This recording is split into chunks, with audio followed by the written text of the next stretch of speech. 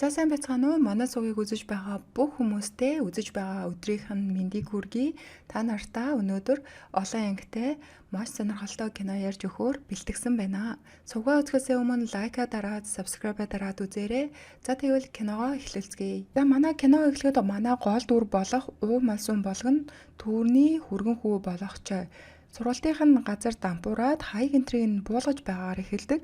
Ах уу жаахвдээ хаяг энтрээ буулгахгүй гэж хөвтэйл дээр нь хөвтөж мөвтөд бүр шившгийн тарнаа хүн амьтан тэрүүгээр нэг цуглуулад харин хадам ээж болох Уу Малсун нэрээд чи одоо наанаасаа босооч ичээч том болсон охин чинь чамайг хараад байна гэж хэлээд энэ үйлдэлийг нь ямар тач зогсоодیں۔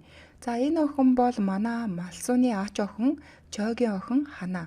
Хүргэн хүн яах вэ? Угийн л нэг бүтлгүүгээр хийсэн юм дандаа бүтлгүүдэж дампуурж идэг. За энэ эмэгтэй бол Уу Малсууны охин Жисүг. Ээж охин хоёрын харилцаа ер нь л хүйтэн хүндий. Ядаж байхад энэ гурав чинь Жисүгээс бүр айгүй сүрхий айдгаа.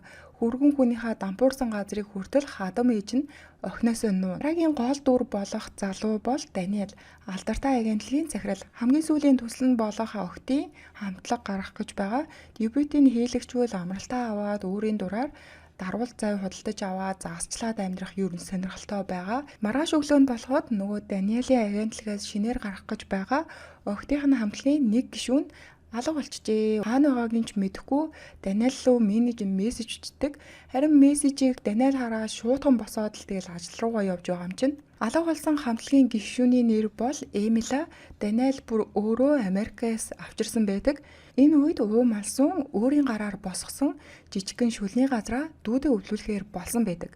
Малсууны шүлний нууц жор байдаг түүнийгээ дүүдээ зааж өгөөд дүү нь харин цааш дүүдээ зааж өгсөн. За тэгээ өнөөдөр тэр шүлнийхээ амтыг шалахаар ирсэн хэрэгээ. Гүй яах вэ хичээсний эцэст энэ хоёр яг жороор нь шүлөө хийж чадсан байдаг. Шүлийн газраасаа гараад явж байхад нь охин Уу Малсунгүй хичээлдээ ирээрэй гэсэн мессеж байдаг шүү. Юу вэ гэсэн чинь манай хоёр чинь нийлж байгаад хамтдаа сайхан караоке ддэг хэрэгээ. Ач охин болох Хаана хөөхөн дуулцдаг. Уу Малсун маань залуудаа их сайхан дуулдаг, одоо ч хөвшрөө дээд өнгөө авч чадхаа байсан. Үүндээ хөөх юм сэтгэлээр унчихнаа. Ач охин болох Хаана хичээлээ огт хийхгүй байгааг имэж бүр гадралчихсан. Чи яагаад хичээлээ хийхгүй байгаа л гэхэд ач охин Хаана имээ би хичээл хийх дургүй. Харин би дуулах дуртай л гэн. Имэж яг охиныхоо энэ хүсэл мөрөөдлийг дэмжиж авах шиг байгаа. Өөрөө залуудаа сайхан дуулдаг байсан ч карьераа босгож чадаагүй болохоор охиндоо бас хөөхөн урам өгнөө. Жисүг бол хичээлдээ сайн байсан, маш сайн дээд боловсралтай, сайн сургуульч төгссөн, ажилдаач сайн нэг компанид хэлцээний дарга хийдэг. Энэ охтууд бол Даниэлийн бэлдэж гарах гэж байгаа охидын хамтлагийнх нь гишүүд. Менежер нь болон Даниэл орж ирээд Эмилаг хаана байгаа талаар түүнтэй холбогдсон эсэх талаар асуухад энэ охтууд бүгдээрээ л мэдэхгүй. Тэр сүүлийн үед би энэ өвдөд байна гэд нэг л хаачин байсан талаар Даниэлд хэлдэгэ. Орой болоход Жисүг ажлаасаа таарж ирээд ээжээсээ аавынхаа нас барсан өдөр болно ядаж булсан нь хаана байгааг мэдхүү гэж асуудаг. Малсун бол мэдэхгүй чи яах гад байдгийг 50 жил хэл үггүй явсан хүнийг асуулаа. Ер нь тэр хүнийг байгаагүй гэж бод гээл хэлчихнэ. Хөргөн жаа бол шинэхэн бизнес эхлүүлээд алаад өгнө гэж бодоод л баахан газраас мөнгө зээлээ авцсан. Тэгээ өрөнд баригдсан хүн л сууж байгаа. Үүнийгээ бас ихнэрээсээ нуунаа. Жисүг бол аль хэдийн бүгдийг нь мэдсэн юм шиг л байгаа нөхрийгөө дампуурсныг. Нөхрийгөө ер нь юм хийя гэхдээ Жисүг бол юу ч хэлдэггүй шууд л дэмждэг. Тэгээ дампуурчдаг. Бараг л дасцсан юм шиг байгаа. Анх Жисүг нөхөртөөгөө сууя гэхдээ Уу Малсун болох ээж нь зөвшөөрөөгүй бүр ээжээсээ зөрсөөр байгаа нөхөртөө суусандаа удахгүй харамсах юм байна гэдэл хатуухан нөхөртөө хэлчихэн тэрээ. Өглөө болоход ээж нь бүр амттай сайхан хоолоор ширээгээд үүргэсэн байдаг шүү. Жисүгийн төрсөн өдөр байж таардаг. Жисүгч үүнийг нь хараад бүр тоож байгаа ч юм алга юу их хоол бэлдсэн гэ бараг л уурлаад байгаа юм шүү. Ээж нь бас цаагаараа төрсөн өдөр чинь болж байхад ядаж хоол иж өгсөнд баярлаа гэд хэлчихэж болдгоо мó л гэн. Бас мөн нэг дууны тэмцээнд орох гэж байгаа талаараа Уу Малсун маань хүүхдүүдтэй хэлдэг. Жисүг бол үүнийг нь сонсноо та ирүүн орж яах гээд байгаа. Та угсаа чадахгүй гэд ээжигээ хэлцдэг. Үүнийг нь сонсон уу малсуу маань сэтгэлээр унаад ерөн би залуудаа хийж чадаагүй зүйлээ одоо хиймээр байна гэж хэлээд бас л ам зөрөөд ээж охин хоёрын харилцаа үнэхээр хүйтээ. Гэрээсээ гараад явж байхад нь цаанаас нэг мотоциклтэй хүн хүрээд ирнэ. За энэ хүн бол уу малсуу ихчийн маань багийнхан найз. Манай эгчэд бас хөөхөн талтай юм шиг байгаамаа. 60 жилийн турш хажууд нь байгаа ганц эрэгтэй найз чинь биздэ гээд л залуу байхад нь сайн юм шиг эргүүлж байгаад Вьетнам руу явчихсан. Тэгээ ахыг буцаад ирэхэд уу малсуун эгч маань жирэмсэн болсон байгаад энэ хоёр тэгээ суугаагүй юм шиг байгаа. Нөгөө яриад байсан дууныхаа тэмцээнд орохоор ирдэг. Манай уу малсуу ихчий чинь манай ах хүргэж өгөөд л их хөөхөө малсууныг бол тултлан дэмждэг. За чи чаднаа амжилт гэдэл ах гарахтаа энэ зураглуу бүр ингэж харсан нэг учиртай л байх цаана. За уу малсууны дуулах ээлж болоо тайзан дээр гараад ямар дуу дуулах вэ гэж асуухад шар цамцтай залуу гэж хэлээ зогсож байхад нь Даниэл гаднаас нэг эмэгтэйтэй орж ирдэг. За энэ эмэгтэй бол ерөнхий захирал Кимшим алдартай дуучин Даниэлийн эгч байдаг. Энэ уу малсуун болон Даниэлийн эгч хоёрч бие биелгээ айгүй сүрхий харж байхыг бодвол ямар таач бие бинийгээ таньдаг байх. Одоо дуулах гэж байгаа шар цамцтай залуу гэх дуу нь малсууны дуу юм шиг байгаа. Бадтай хэлдгүүч явандаа мэдэгдэн яг малсуун надад зориулж битсэн юм шиг дуу шиг санагдаг гэж хэлээд дуугаа дуулж эхэлдэг. Эхлэл хэсгээ маш гоё эхлүүлээд дуулж байдаг ч даанч төгсгөл хэсэгтээ бол өнгөө алдаад бүр алж өгнөө. Үүнийг нөгөө Даниэлийн эгч харснаа бараг шоолоод байдаг шүү. Малсууныг тайзнаас буугаад хажуунаас нь дуучин болно гэдэг хин дуртай хүний хийж чадах ажил биш гэд бараг л малзуунд хандаад хилчиг шиг болж байгаа. За оройч болоход дөрсөө өдөр нь байсан болохоор Жисүгч ажлынхантайгаа арх ус юм уу яасан ямар тааж согтуу ирдгээ. Нөхөр нь охин маань бит хоёрт нэг юм хэлмээр байна гэсэнгээд охинч хичээл хиймээргүй байна мөн дуулмаар байгаа талаараа хэлээд яг гадаа нь малсууныг нөгөө ах маань хүргэж ирж таарад Жисүгийн урилгыг сонсоод малсуунч гэртээ маш хурднаараа гүйгээд орж ирнэ. Эмээ нь бол угаасаа л ач охиноо дуу дуулах дуртайг мэддэг болохоор ер нь өөрийнх нь хүслээр явуулахыг хэлдэгч Жисүг урдаас нь бүр ээж лугаа уурлаад тэр дээд боловсралтай болох ёстой. Тийм хүн болохыг хүсэж байна. Та намайг яг л тэгж өсгсөн. Та намайг хизээж хүмүүсээс өмөрдгөө байсан. Хэрвээ өмөрөх юм бол чамааг хүмүүс аагүй гэдгийг чинь мэдэх болно. Та намайг ингэж өсгөөгүй. Энэ бол миний хүүхэд та бараг дут. Ээжтэйгээ бүр арай л удаан хамт амьдэрчлээ. За бараг л та манахаас яваад үг гэж хэлчихэн тэрээ. Үүнийг нь сонсон малсуунч юу ч хэлэхдээ үг дуугүй шууд гэрээсээ гараад явхан тэр. Сэтгэлээр унсан хүн чинь энэ хорвоо дэлхий дээр ямар шалтгаангүй удаан амьдэрсэн юм шиг санагдаад явж байхад нь гадаа бороо ороод манай хүн чинь ороод явж байхад нь нэг таксины жолооч уу малсууныг бороонд нороод ханиад хүрчгэж магадгүй би таныг хүргээд өгьгээд дахин хэлсээр байгаад борооч их орж байсан болохоор уу малсуун тэгээ таксинд суунаа. Талын суудал дээр нь ороод сууж явж байсан чинь уу малсууны нүд анилдаад унтаад өгнөө. Нүдэ нээгээс сэрэхэд оог танихгүй гэрэл зургийн студид сэрхэн тэр. Яагаад энд ирснээ мэдэхгүй ч би яг зөв газараа ирсэн юм шиг санагдаж байна гэж бодоод хөрөг зураг авахулгаар болоод хүн байна уу гэж дуутал цаанаас нөгөө таксины жолооч гараад ирдэг шүү. Уу малсуунч хараад хүү чи хизээтэй хувцас солиод өмсчвөө гэсэн чинь энэ эрэгтэйч бүр гайхаж ирээд л анх одоо л таарж байгаа хүн шиг яриад за ингээд уу малсуун маань хөрөг зураг авахулгаар сууж байсан чинь урдаас нь гэрэл гэлбаад нүдэ анаад нээгээд толинд өөрийгөө харсан чинь шал өөр царайтай болсон байхыг хараад бүр чочдсон байгаа үстэй. Гүй тэгэл өөр царайтай болсон хүн чинь бүр юм л боддсон байгаа үстэй. Дээд тэнгэрт ирчихүүч гэж бодоол за гэрэлдээ байхыг бодвол там ямар тайж биш юм бэ гээл өөрийгөө нэг цохиж үзээл нэг алгадаж үзээл өвдөж байхыг бодвол ямар таа зүуд биш юм байна гэж бодноо. Толинд сайн дөхөөд харуул энэ төрх нь уу малзууны залуугийн төрх байдаг шүү. Таксины жолооч л ямар нэгэн учир байсан бэ? Намайг бүр суучих гээд исэн юм а. За тэрийг л олъё гээл гадагш гарнаа. Бүх зүйл урдны хിവэр хүмүүс амьдардгаараа амьдарч гайхаж боломгдсон манай уу малсуун чинь тэнд байсан хэдэн хүүхдүүдээр очиод хүүхдүүдээ би хэдэн настай юм шиг харагдаж байна гэсэн чинь нөгөө хүүхдүүд нь бүр гайхаж харснаа. Хөгшин эмгэн шиг хувцалсан хүүхэн байна гэхэн тэрий. За энэ үед Жисүг өглөө өрөөнөөсөө сэрж гарч ирээд ээжигээ ямар тааж гэртээ байхгүй байгааг бол мэддэг. Согтуудаа мөн ээждээ хэлсэн үгээж мөн санаж идэг. Харин цаанаас нь нөхөр нь ирээд л хадам ээждээ санаа зовоод ээж байхгүй өнөөш нь ирсэнгүү чи ээж тэгж хэлдэг нь яаж байгаа юм гээд харин үүнийг нь Жисүг бүр тоосон ч юмгүй манай ээж тэр баргийн өвөнд шантраад гэртээ ирэхгүй байхаар хүн биш утахгүй хүрээд ирчихэн санаа зоволтгүй л гин. Ув малсуу маань явсаар байгаад найзынхаа дэлгүүр рүү орох гэтэл найз нь яг урдаас нь уус цацаж орхиноо. Гүй тэгсэн үүнээс чинь зүгээр сив сап гэж шууд бултаж чаддаг заяа. Өөртөө итгэж ядаад л нөгөө өвдөг байсан өвдгөө барьж үтсэн чинь зүв зүгээр бүр хөнгөн шингэн байхан тэрээ. За энэ согтуу залуу бол яагаад нөгөө ув малсууныг маань моцигилтэй ирж аваад байдаг ахын хүүхэд Жаян шүнжин шоудаад шал согтуу. Ув малсуу маань Жаяныг өөрийг нь танина гэж бодоод урд нь очоод чи намайг таньж гин үү гэхэд энэ согтуу толгойч чи нөгөө бааран таарсан хүүхэн биш дээ. Би яасан чам таалагдаа юу энэ гэж далчхнаж байгаад бүр хэд сайн цохиулаад тэр чигтээ шууд зүгтэн. За найз нь ч бүр танихгүй шууд л дэлгүүр рүү яваарчдаг.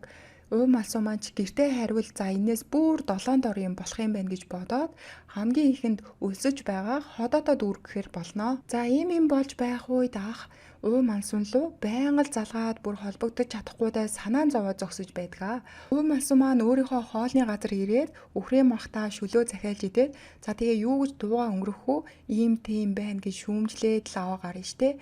Шөлөө ингэж чи тэг чаана гэж зөвлөгөө өгөөд энэ хоёр ч яг хуу тэгээл урд нь бүхэлдэж тонголцоод ув малсуун игчийн явуулсан тагнуулын тэр хөгшин эмгэн юу гэж битээр зүгээр хоолны газараа өгөхгүй гэж бодоол өнгөрнө.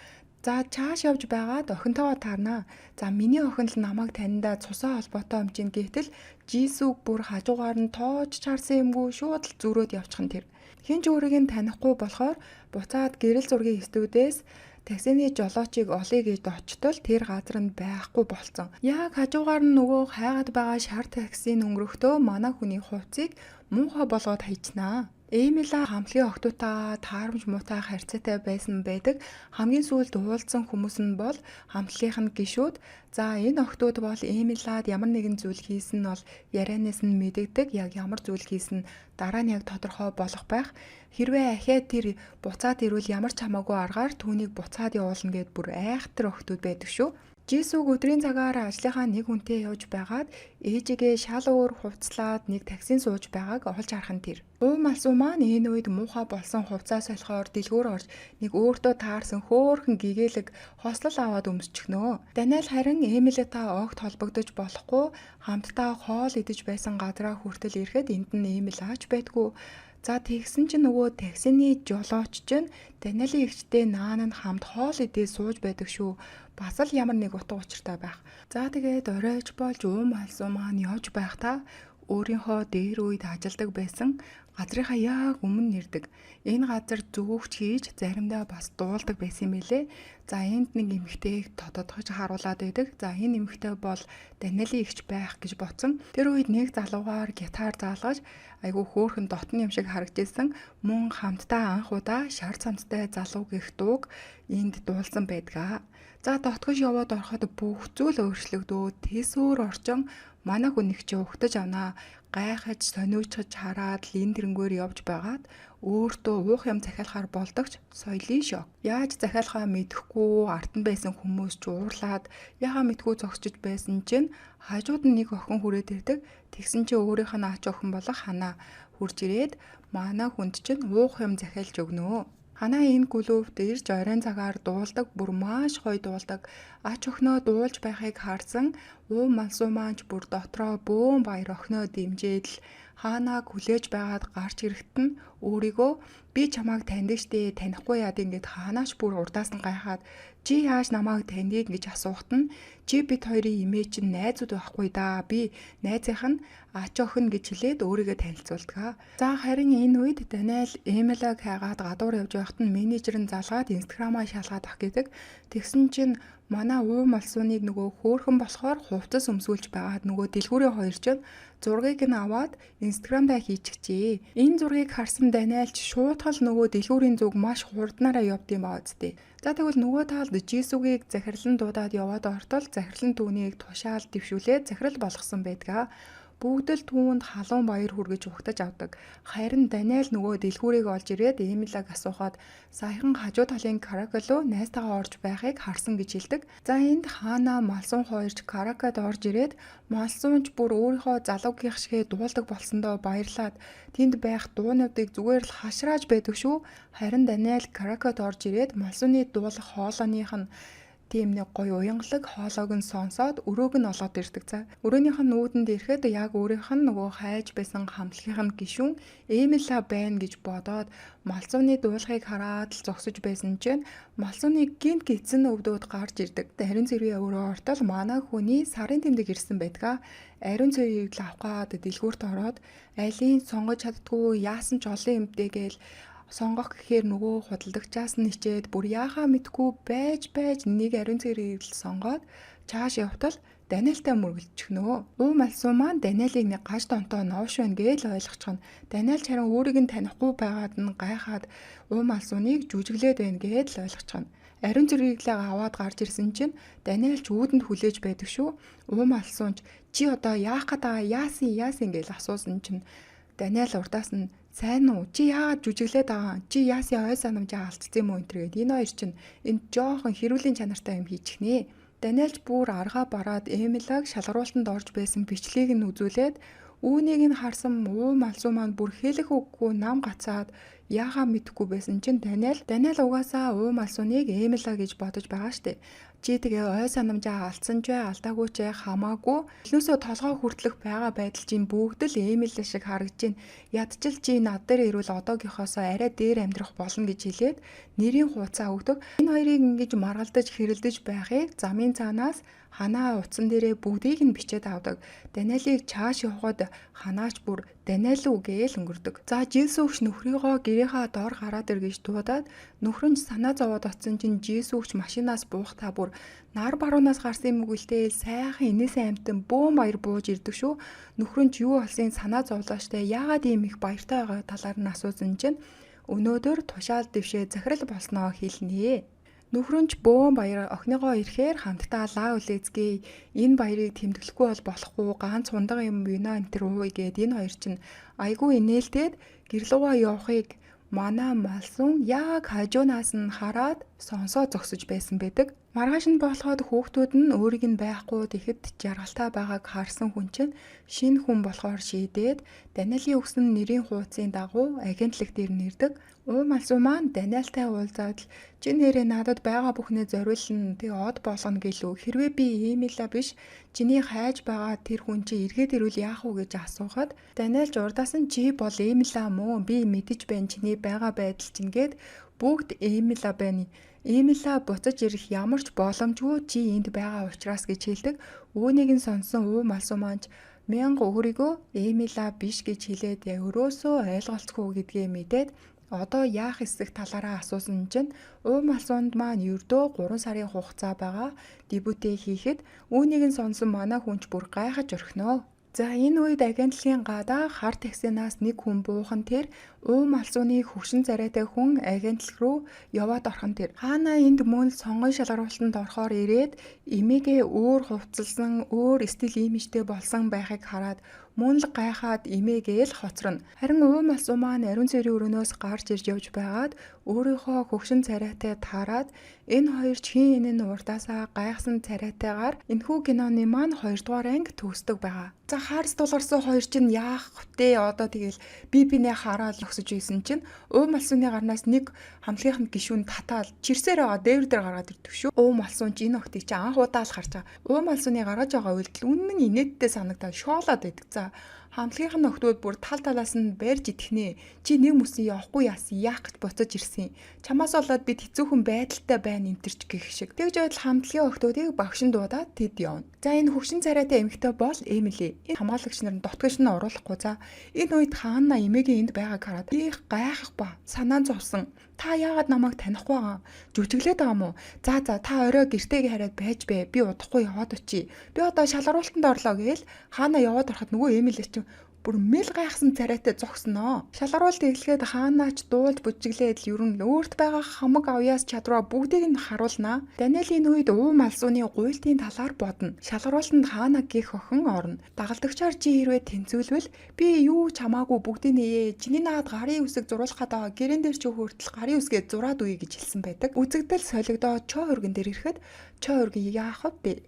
Ажилгүй дампуурсан хүн чинь ажилд орохоор ирдэг боловч амар өр ширтэн биш дээ. Таныг манайх ажилд авахгүй гэд ихэнх газрууд нь татгалцсан. Газар шаагаад явж исэн чинь нэг танил бүсгүйтэйгээ таарах юм тэр. За энэ бүсгүй нь бол нэлээд том ерөнхий захирал болцсон манай хүнд чинь нэрийн хуудасаа өгөөд "Ууба, залгаараа" гэж хэлээд явах нь тэр. За шалгаруулалт дуусгаад Даниэлийн багийнхан хоорондоо ярилцаж байгаад ханаа дээр санал хураалт явуулахад 3-1-ийн санал авч хаана ямартай шалгаруулалтандаа тэнцэнэ. Оройж болоход хаана эмээгээ гэртээ ирсэн л гэж бодож байгаа штеп. Аавдаа хэлээд л энэ хоёр гүүгээ дотгош яваад орсон ч гэр нь тэр чигтээ харанхуй.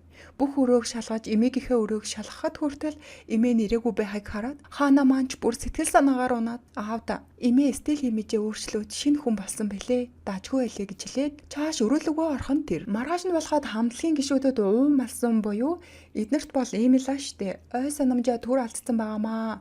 Эмила буцаад ирлээ гэсэн чи охтууд нь санаа зовсон гэж хэлж байна. Гэтэл солигдоод пак ахтаар ирэхэд малсууныг хаа сайгүй хайсаар байгаад улам санаан зовсон царайтай царай энтрийг нь харалдаа авах юмгүй болцсон сууж байна.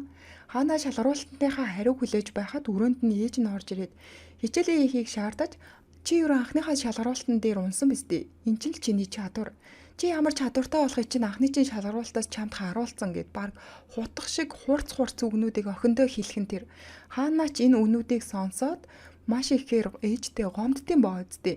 Та надаас ядаж ямархуу өдөр болсон миний охин хэр байв да гэж тайлбарлахын оронд та надад ийм үг хэлж байгаа юм уу те? Би үнэхээр танд гомдож гин. Би танд хэн болохоо харуулна гэж хэлээд л уурлаад гараад явхан тэр. Энэ үед мөн л уум алсын хариуг нь сонсхийг тэсий ядан хүлээж байх зураа Даниэлтэй таарчхан тэр. Хамтдаа хоол идэхээр болж уум алсын маань яах вэ сураагүй хүн биш хідэн хундаг шууд л татаж орхиод Даниэлийг бүр гайхшруулж орхиноо. Даниэлч бүр аргаа барсан юм уу яасан юм. Англиар Эмилагаас хідэн өгүүлбэр хэлж чи надад сайн юм уу гэж асуухад үүнийг нь уум алсан маань юуж ойлгохгүй. Чи ч гэсэн англиар сайн ярьд юм биш үү? Чи надад сая юу гэсэн бэ? Би англи хэл сайн мэдэхгүй л дээ гэхэд Даниэл бүр яагаад чи нэмэргүй гэдгээ одоо дахин нэг ойлгоно. Даниэлч гэрээгээ гаргаж өгч уум алсунч түүн дээр нь гарын үсгээ зурнаа. Даниэл нэг зүйл аминчлан гуйна. Чи наад хөгшин юм маягаар ярьтгаа болоо. Одооноос буцаад урдны Эмили шиг бол гэд 7 хоног болгон хамтлагийн охтуудын жинг үздэг манай хүн ч идэж ууж өгсөн чи одоо ч бүр арилаа хэлг өгсөн чинь. Бүр яг сайхан жингээ барьсан байдаг за. За ийм болчих юмсан. За энэ ч яг бэлтгэл эхлэхэд уум алсан маань хамтлагийнхаа гишүүдтэй бүжгийн хөдөлгөөнөө давтна. За манай хүний хөдөлгөөн эднэр бол байхгүй. Бүжгийн бурхан тэнгэр түүнийг орхин оджээ. Хамтлагийнхаа охтууд шоолж инээгээд багш нь хүртэл шоолж инээж байхыг Даниэл дээрээс харснаа багшлан залгаад юу нь инээдтэй вэ? Тим инээдтэй вэ нөө? Эмила сайжрахгүй бол бүгд чиний буруу шүү гэж хэлээд уцаа тасалчихсан тэр. За аль чадхаараа манай хүн чинь бүжгийг нь сурчих санаатай оролдож байсан чинь гадна стилист менежер нь орж ирээ манай хүний чинь чирээд өсчөнд аваад ирхэн тэр. Бүшийн стилтэй буурчгаар үсийг нэг иймэрхүү болгож өөрчлөлт хийн. Уум алсунд маань яах вэ? Бас хөөрхөн таалагдаад л байгаа юм шиг байна. Тэгснээ стилист менежер руу гарснаа. Одооноос чи намайг Эмила биш. Уудуурий гэж дууд гэж хэлв. Агентлагийн гадна Даниэлтэй таарч саяны уудуурий гэсэн нэрээр мөн дуудараа гэж хэлэх ба шинэхэн нэртэй үсний засалтаа өөрчилж яг л шинэ төрсөн мэд манай хүн чинь тэр хаваар нэг алхнаа. Уум алсууны урдны дурсамжлуу үзэгдэл солигдож очиход маш гоё дуул тэнд байсан бүх хүмүүс л төвлөрч түүний дуулахыг сонсож байсан. Тэгвэл тэр үед дуулж байсан дуугаа яг одоо цагт ганцаараа дуулаа сууж байхад нь Даниэл гаднаас орж ирээд хажууд нь гитар дарж шинэ хүн бол шинэхэн нэртэй болсон ууд үрийн маань ч өстой жаргалтай наргагүй хамгийн гоёороо бүх дуугаа дуулах нь тэр. За энэ хоёрыг чинь харин дээрээс нөгөө Даниэлийгч Кимшим хараа зогсож байв. Хааныгийн тэсэн ядан хүлээж байсан хариу гарч тэнцэнэ мэдэж гэрээрээ нэг орилж баярлах ба нөгөө талд хамтлагийн гишүүдээр бүжгийнх нь багш ирээд маш муу мэдээ. Шинэ бэлтгэгч бол Эмилагийн сайн найз гэж юм. Одоо бүгд яана гэхэд хамтлагийнх нь гишүүд Мөн л бүгд дургүй юм шиг хүлээж авах нь тэр. Өглөө болоход хаана бүх хувцас хунраа бэлдээ чандаамд игээд гарч ирэхэд ээж нь хаачих гэж байгааг нь асуухад өнөөдрөөс би эхлээд дотор байранд бэлтгэгчээр амьдрах болсон. Мөн өөрийнхөө чадрыг ээжтэй заавал би харуулах болно гэд гэрээсээ явах нь тэр. За хаанаг дүүрий тосох ба хаанаа ч энд юу хийж байгааг нь их л гайхаж хамтлагийн гишүүд харин Эмилаг одоо бүр зарцтай болчихлоо. Тэрнийг зүгээр хог гэдгийг нь дийлэгчгүй гэж хоорондоо ярилцаж байв. Өдөгдөл солигдож Жисүүхт нэгэн дуудлага ирэх ба Жисүүхч маш хурдан эмнэлэг дээр ирэхэд орон дээр байгаа хүн бол түүний аав гэж энэ авга ихч гэд байгаа хүн нь хэлдэг. Алхааны өдөр хүртлээр надаас тэр нуусан чамд уулна хэлхийг хүссэн боловч аав ч нь огт хэлүүлэхийг хүсээгүй. Одоо ердөө түүнд 3 сар л амьдрах хугацаа үлдсэн гэж юм хэлсэн. Аав ч чамайг ямар их сансныг чи мэдхүү. Энэ бүгд танаа ээжийн л буруу. Аав охин хоёрын харилцааг яаж тасалж чадаж байна гэж хэлхэн тэр. Харин ханаа хамтлагийн гишүүдтэй хамт амьдрах газраа ирэх ба их л баяртай харагдана. Дүүрийч эмээ чинь ирээ юу гэж асуухад хаана ирээгүй манай эмээ бол энгийн эмээ бишээ гэж яриад тоохгүй байгааг нь харсан дүүрий жоохон гомдоод өрөөнөөсөө гараад нэг газар ороод арх уугаа сууж байсан чинь нэг сонин далчисан гар ирсэн. Сэтгнээд байдаг улмаар дүүргээ уурч хурж гарыг нь мушгиж орхиод нөгөө хүн чойрлоод энэ хайваар чинь нилээн шууган тариад тэгтэл цаа таалд нь Даниэл яг ажлынхаа хүмүүстэй хамтдаа хоол идэж таарад сонин гарыг чинь барьж аваад цагдаад өгөөд явуулчихдаг. За маргааш өглөө болоход дүүрийч хэл үггүй дотор байрнаас дүрмийг нь зөрчиж шүн гарсандаа уучлалт хуухаар орж ирдэг. Даниэлч чи сүрүүл угаасаа хамтлагийн охтуудгээд бид бүгдээрээ сүрнэ. Гуйж байна. Дебютээ хийтлээл твчнэ гэж амлаач. За одоо чи гардаа гэсэн дүүрэж ингээл болчихж байгаа юм бах та гэж бодоо зогсож байсан чинь Даниэл чи намайг дагаад яв гинэ. Гартал тэнд байсан бүх хүмүүс чинь л нэг хүнд бүхэлзэж тонголзоол харьцаад хүндлээд байх нь тэрэ. Тэгсэн тэр эмэгтэй нь кимшин байхыг хараад дүүрийч уцаа алдаж унгаагаад тэр үед дүрс солигдож уум алсууны хуучин үе рүү очдог. Тайзан дээр уум алсуу маш жаргалтайгаар дуулж байх ба түүнийг Даниэлийн эгч үзээ зогсож байгаа нь энэ эмэгтэй Даниэлийн эгч болох нь тодорхой болдог. Даниэлийн эгч дөхөж ирээд газар тунсан уцыг нь аваад чи Эмила юу гэсэнд манай хүнч үгүй уу дүүрий гэхэд Даниэл урдуур нь орж тэр юмаа сайн санахгүй байгаа гэж хэлв. Уцыг нь өгөөд дараа уулзъя гэж хэлээд чааш явдаг. Чиний Даниэл эмэгтэй нь энэ том компани ерөнхий захирал болохыг мэдсэн ууд уурыч бүр нилээн уурн хүрсэн шинжтэй тэр хаваар алхаж байтал цаанаас Даниэл ирдэг. Даниэлээс хэрвээ би хичээвэл тэр эмэгтэй илүү дээш явахын биздэй гэсэн Даниэл тэр ганцхан дэлхийн тайзан дээр л гарч чадаагүй. Түүний мөрөөдлийг биелүүлэх мөн миний мөрөөдлийг биелүүлэхийн тулд би чамаас гуйж байна гэж чин сэтгэлээсээ Эмилагаас өөрийнх нь бөгөөд эгчийнхаа мөрөөдлийг биелүүлэхэд туслаач гэж гуйдаг. Дүүрэж нилээн бодолд автцсан хаанаас хөөе 50 жилийн мөрөөдлөө биелүүлэх эсвэл 50 жилийн өшөө аав хоёрын нэгийг сонгох гэвэл чи алийг нь сонгох вэ гэж асуухад хаанаач нилээн бодож байснаа гайхсан шинжтэй. 50 жил амьдарч үзээгүй ч гэсэн 50 жилийн өстөн миний 50 жилийн мөрөөдлийг хүртэл сүйтгэж болохгүй үстэй. Өшөө аммаар байвал мөрөөдлөө биелүүлчихвэл тэр чинь жинхэнэ өшөө авалт гэж хариулах ба энд үзэгдэл солигдож 50 жилийн өмнөх үйл явдал гарахад уум алсуун шалаа зүлгэж байхад нь энэ залуу түүнийг маш хөөрхөн харцаар хараад чи их гоё дуулдаг. Чиний хоолой яг л өвдөлттэй мэд сонсогддог гэж хэлдэг.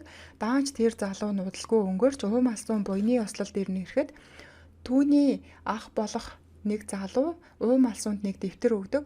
Дүү маань энэ дэвтрийг заавал чамд өгөөрэй гэж дамжуулсан юм. Чамааг заавал дебютээ хийхийг харахыг хүсэж байсан. Чи өөрийнх нь дууг дуулвал тэр маш ихээр баярлах болно гэд. Хар цамцтай залуу гэх дууны үгийг бичсэн дэвтрийг уум алсуунд өгдөг. Уум алсуу маань нот уншиж чадахгүй учраас яхаа мэдгүй сууж байхдаа кимшимд үзүүлэхэд нөгөө хүүхэн чинь харснаа нэрэ танд өгсөн юм уу гэж гайхаж байснаа шууд цүнхэлснэ. Би танд хальсан дээр буулгаж өгье гэж аваад буцааж өгөөгүй. Одоо цагт ирэхэд Даниэл эгчтэйгээ машин дотор явах ба дүүрийг таньдаг эсхийг асуухад би танихгүй. Тэр зүгээр л миний нэг таньдаг хүнтэй дэндүү адилхан харагдсан гэхэд Даниэлч лавшруулад ямар хүн болохыг нь асуухад тэр хүний талаар бодох төдийд л миний биений шар ус босдог гэж хэлдэг. Нөгөө талд Жисүүг нөхөртөө одоо бүгдээрээ ээжийнхээс тусдаа гарцгаая байр хайцгаая гэж хэлдэг. Нөхөр нь энийг бол нэг сайхнаар бол хүлээж аваагүй. Хадам ээж маань ирээгүй байтал яаж ийм шийдвэр гаргаж байгаа ингээд жоохон дурамчхан хүлээж авч байгаа харагдана. Маргааш өглөөнд болоход дүүрий ганцаарчилсан бэлтгэл хийж багш нарынхаа үгэнд орохгүй өөдөөс нь хэд хэдэн үг хэлсэн шээ зогсож байхад нь хаанаач дуудаж авчраад чи наад хөвшин стилтэй яриагаа бол гэд манай хүнд чинь бас хөөрхөн хідэн зэвлэгөө өгөөд чи миний эмээтэй адилхан харагдаж байгаа болохоор л чамд тусалж байгаа шүү гэж хэлдэг. Орой болоход хамтлагийн охтууд Эмилаг яг алга болох үед нь ариун цэврийн өрөөнөөс олсон эмэгтэй гормоны юм, өвдөлт намдах юм, сандралын эсрэг юмнуудыг олсноо хэлээд чи чин бараг л өвчтөө юм шүү гэхэд энэ юмнуудыг Эмилал хэрглэж байсан юм шиг байгаа. Дүүрий чи юмнуудыг харснаа та нар нэрээ хүүхдийг ийм болтол зоосон юм уу? Яг өнөөдөртөө та нарыг би зүгээр өнгөрөөе. Миний дайсан бол та нар биш гэж хэлээд чааш явдаг. Үзэгдэл солигдож Даниэлийн дасгалаа хийж байгаа төрхийг харуулхад манай хүний чинь би хаа гэж баримл хувцсны цаанаас л харагддгүй байсан юм бэлээ штэ. Дасгалаа хийгээд гарч ирэхэд нь утсанд нь нууцлсан дугаараас за юу байна да ээжтэн сайн уу гэх мессеж ирсэн ба үүнийг нь хараад манай хүн чинь их л тухгүй байдалд орж байгаа юм шиг харагддаг. Даниэл урд нь маш алдартай хамтлагийн гишүүн байсан. Даниэл яагаад хамтлагаасаа гарсан бэ гэвэл нэг пен нь хаа явсан араас нь байнга дагаж очино. Бүр буусан буудалд нь хүртэл дагаа яваа очичдаг.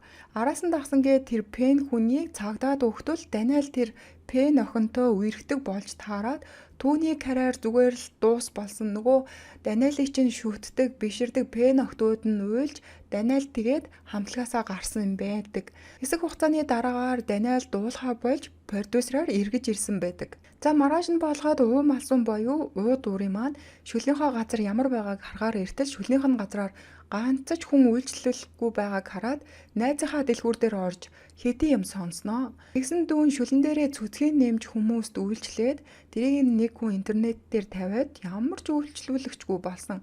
Найз нь шүлгийнх нь амт солигдоод би хүртэл орхоо байсан гэж хэлдэгэ. Чааш явж байхдаа охиноо үл хөдлөхөөс гараад явж байхыг олоод харсав.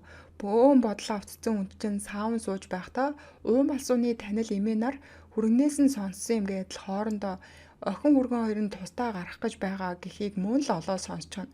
Саунаас гараад л эднэр надад хэлэхгүй яаж тусдаа гарч чадаж байна гэж явж байхдаа хүргэнээ өөр эмхтэй машинд мөн суугаад явж байхыг харчнаа.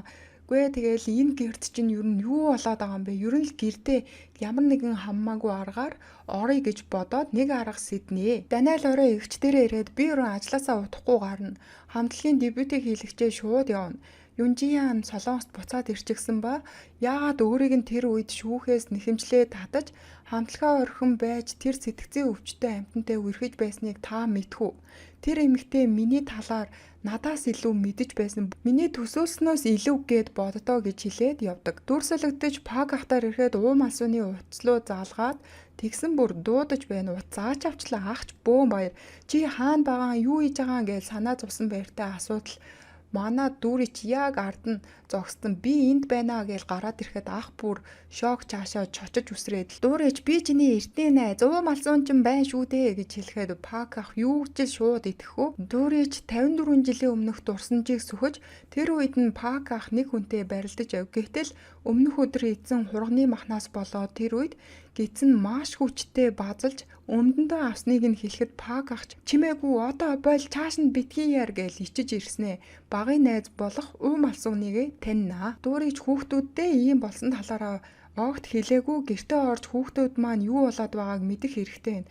Чи надад ганц удаа туслаач гэсэн нэг тусламж гуйдаг. Даниэл харин менежертэйгээ хуралдаж маргаашнаас эхлээд бэлтгэлээ зогсоод шууд дебютийнхаа бэлтгэлийг эхлүүлж шинэ бэлтгэгч хаанаа хүртэл дебютэд бэлтэж хамгийн сүүлд бүх охтуудыг үнэлэх ба үнэлгээнд нь хүрээгүй нэг хүний дебютийг хамтлагаас гаргах болно гэсэн шийдвэрийг танилцуулдаг. Агахад дүүрийн анх гэрэл зургийн студид өөрчлөгдөх үедээ хавар гэх нэртэй нэг тамга болсон. Энэ тамгын учрыг олоод мөн 333 гэсэн дугаартай шар таксины жолоочийг олохыг гуйгаад өөрийг нь гэрт нь буцаж ороход туслаач гэж гуйсан байдаг. Пак ах чоо өргөн болон Жисүг хоёртой уулзаад малсун бит хоёрын багын найз байдیں۔ Түүний ач охиныг 7 хоног гэртээ байлгаж өгөөч ээж чи уцаар яриад гуйсан юм аа гэж хэлэхэд Жисүг манай ээж уцаар ярьсан юм уу гэхэд тийм ээ ээжтэй санаа зовлтгүй ээж чинь сайн байгаа гэсэн. Ээж чи харин хаана байгааг би мэдэхгүй шүү гэж хэлдэг. Жисүг найзынх нь хүүхдийг гэртээ байлгавал ээж нь буцаад ирж магадгүй гэж бодоод энэ гуйлтыг нь зөвшөөрдөг. Үзэгдэл солигдож Даниэл дээр ирэхэд хэн нэгэн хүн түүний зургийг цаад барилгаас аваад байхыг Даниэлч гадарлаа шууд л хөшгөө татаад өвдгөө тэрэн шалан дээр сув. Ингээд өглөө болоход Пак ах дүүрийд шинэ утас авч өгөөд хуучин утсыг нь аваад за энэ утсыг чинь би хадгалж өгье чи баригчиж магадгүй гэдэг. Нөгөө талд Эмила агентлаг дээр ирэхэд хаанатаа таарад хаанаач эмээ та намайг яагаад танихгүй байгаа худлаа жүжиглээд байгаа юм уу? Би танд санаа зовсон. Та гэртээ хараад байж бай гомдоод байгаа мүү гэд такси дуудаад гэрийнхаа хаягийг өгөөд Эмилаг суулгаад явуулчихдаг. Энэ үед дүүрий Пак ах хоёр гэрт ирэх ба өөрийгөө уу дүүрий гэж танилцуулж багт нь хашааны хаалга онгоож Эмила дотгош орж ирснээр энд байсан хүмүүс чинь бүгд л гайхаж хараад тэгсэн чинь Эмила уу дүүрийгийн өмнө одсноо ихчээ гэж дуудснаар 4-р анги төгсдөг. 5-р анги эхлэхэд нэг бааранд шар таксины жолооч ах байдаг. Тамирын хувцас өмссөн өвөө түүний хажууд ирээд чи надад дахиад ганцхан удаа тусалчих гэж гуйхтана. Таксины жолооч ах ч өвөөг ямар ч тоосон шинжгүй тэгээ шууд явуулчихдаг. Энэ үед дүрс солигдоод ирэхэд ээж нь дүүрийг ихчээ гэж дуудсанд чой хүргэн Жисүг Пак ах бүгд л гайхаж байгааг анзаарсан Эмилич жаахан буруу ярьчихлаа гэж хэлдэг. Дүүрэж гайхаж гарнаас нь хөтлөөд гадагш аваад гардаг. Үзэгдэл солигдоод Даниэл дээр ирэхэд дүүрэлөө залгаж байх ба урд өдөр нь дүүрий өрөөнд нь орж ирээд би амралтаа аммаар байна. Дотор байрнаасаа гармаар байна. 10 хоног чөлөө өгч гэж илчгээд л гараа явчихсан байдаг. Нөгөө талд Эмила болон дүүрий хоёр дээр ирэхэд бид бүгд энэ хоёрыг солигдсон байна гэж бодож байсан бол үгүй. Уум алсуу маань багадаа ихэр байсан. Одоо түүний өмнө зогсож байгаа хүн бол түүний ихэр байдаг. Уум алсуу маань ихэрдээ нилээн дургу хараад л шууд уурлаж юу хийж яах гэж ирсэнд нь их л дургуутдаг. Эмилач ихчээ бид хоёр хизээ нэгэн өдөр уулзах байсан. Бидний царай адилхан, хоолойны ч өнгө адилхан гэх ба шууд л дүүрийг тэрж аваад уйлахад дүүрийг харин чааш түлхээд миний хувьд бол чи нас барсан хүн гэртээ орж чадахгүй байхад миний дүүр эсгэж чи хэнийг баярлуулах гэж энд ирэв гэсэнд Эмила заавал нэг танд хэлэх зүйл байна гэхэд дүрс солигдоо шар таксины жолооч ах дээр ороход хундаг хагарч аагч нэг зүйл санаа зовсон царайтай харагдаг. Дүүрэн Эмилагаас ямар ч шалтак сонсохыг хүсгүй байгаагаа хэлж өөрийг нь дахин залуухан болсныг мөн яаж таньсан болохыг нь асуухад Эмила нэг зүйл хэлэх гэж байхад нь утсан дуурч таксины жолооч ах залгаад чи одоо юу хийгээд байгаа юм? Юу хориотой болох талаар ахиад хэлэх үү гэх ба Эмилач би ингээд явлаа гэж хэлээд явхад таксины жолооч ах энэ хоёрыг наанаас хараа зогсож байсан байдаг.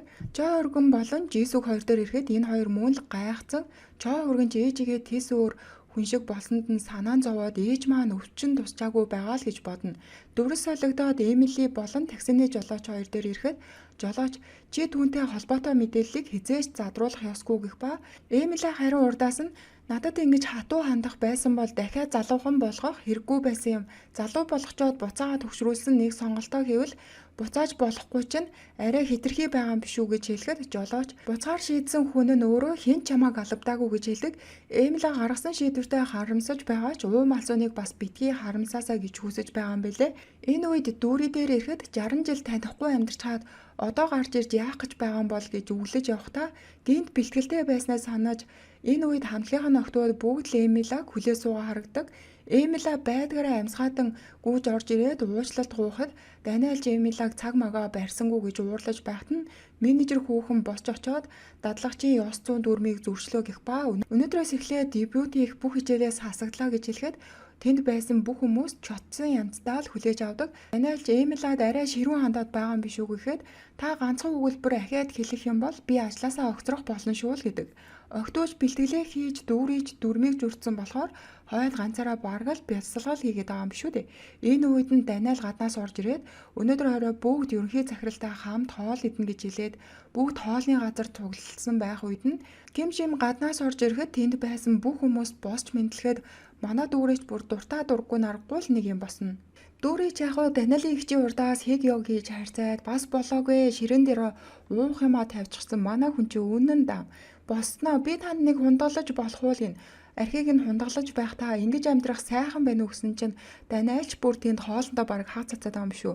Тэгснээ ууд өөрийн маань би буруу хэлчихлээ. Ийм дог амьдралаар амьдрах сайхан байна уу гэж асууж байгаамаа гэхэд Ким Шимж урдаас нь чи үнэлгээндээ сайн тэнцээд надад ямар байдгийг мэдрээрэй гэхэд Даниэлч бүр тэсэлгүй ууд уурыг гадагш чирээд аваагардаг. Даниэлч настай хүмүүсийн өмнө болон дээд албан тушаалтныхаа өмнө ёс зүйгүй байлаа энэ гэл дуухан өндөрсгөөд дүүрэж би зүгээр л жоохон игдүүтэй байх гэж хичээсэн юм а. За би бэлтгэлээ хийлээ гэд явдаг. Ирээд дууга бэлдэж байгаад хамтлагийнх нь охтуудтай Ким Шим зураг ахуулсныг харж зогсох ба энэ үед үзэгдэл солигдож 50 жилийн өмнөх үйл явдал гарахад өдөр бүр Ким Шимийг ирэх болов гэж өөдлөө байн харж ажилдаа төвлөрч чадахгүй юм хумаа хагалж зүг их залуу ирээд чи одоо тэрнийг хүлээх хэрэггүй тэр угаасаа ирэхгүй.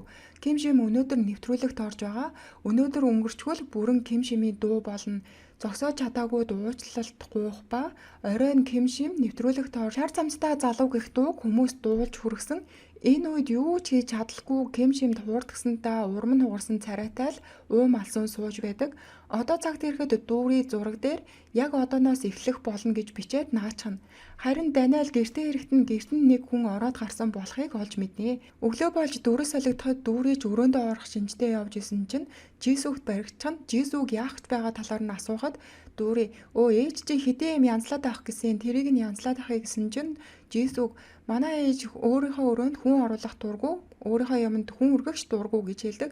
Дүүрийч ажилдаа явахдаа ядаж өглөөний цай магаа уугаад гарч байгаа ч гэж хэлэхэд Жисүгт яг ээж нь ингэж хэлж байсан талаар бодоод чи одоо юугаа хийгээд байгаа чамааг ерөн дуртаатаа гэртээ байлгаж байна гэж одоо юу чамд дургүй л гин.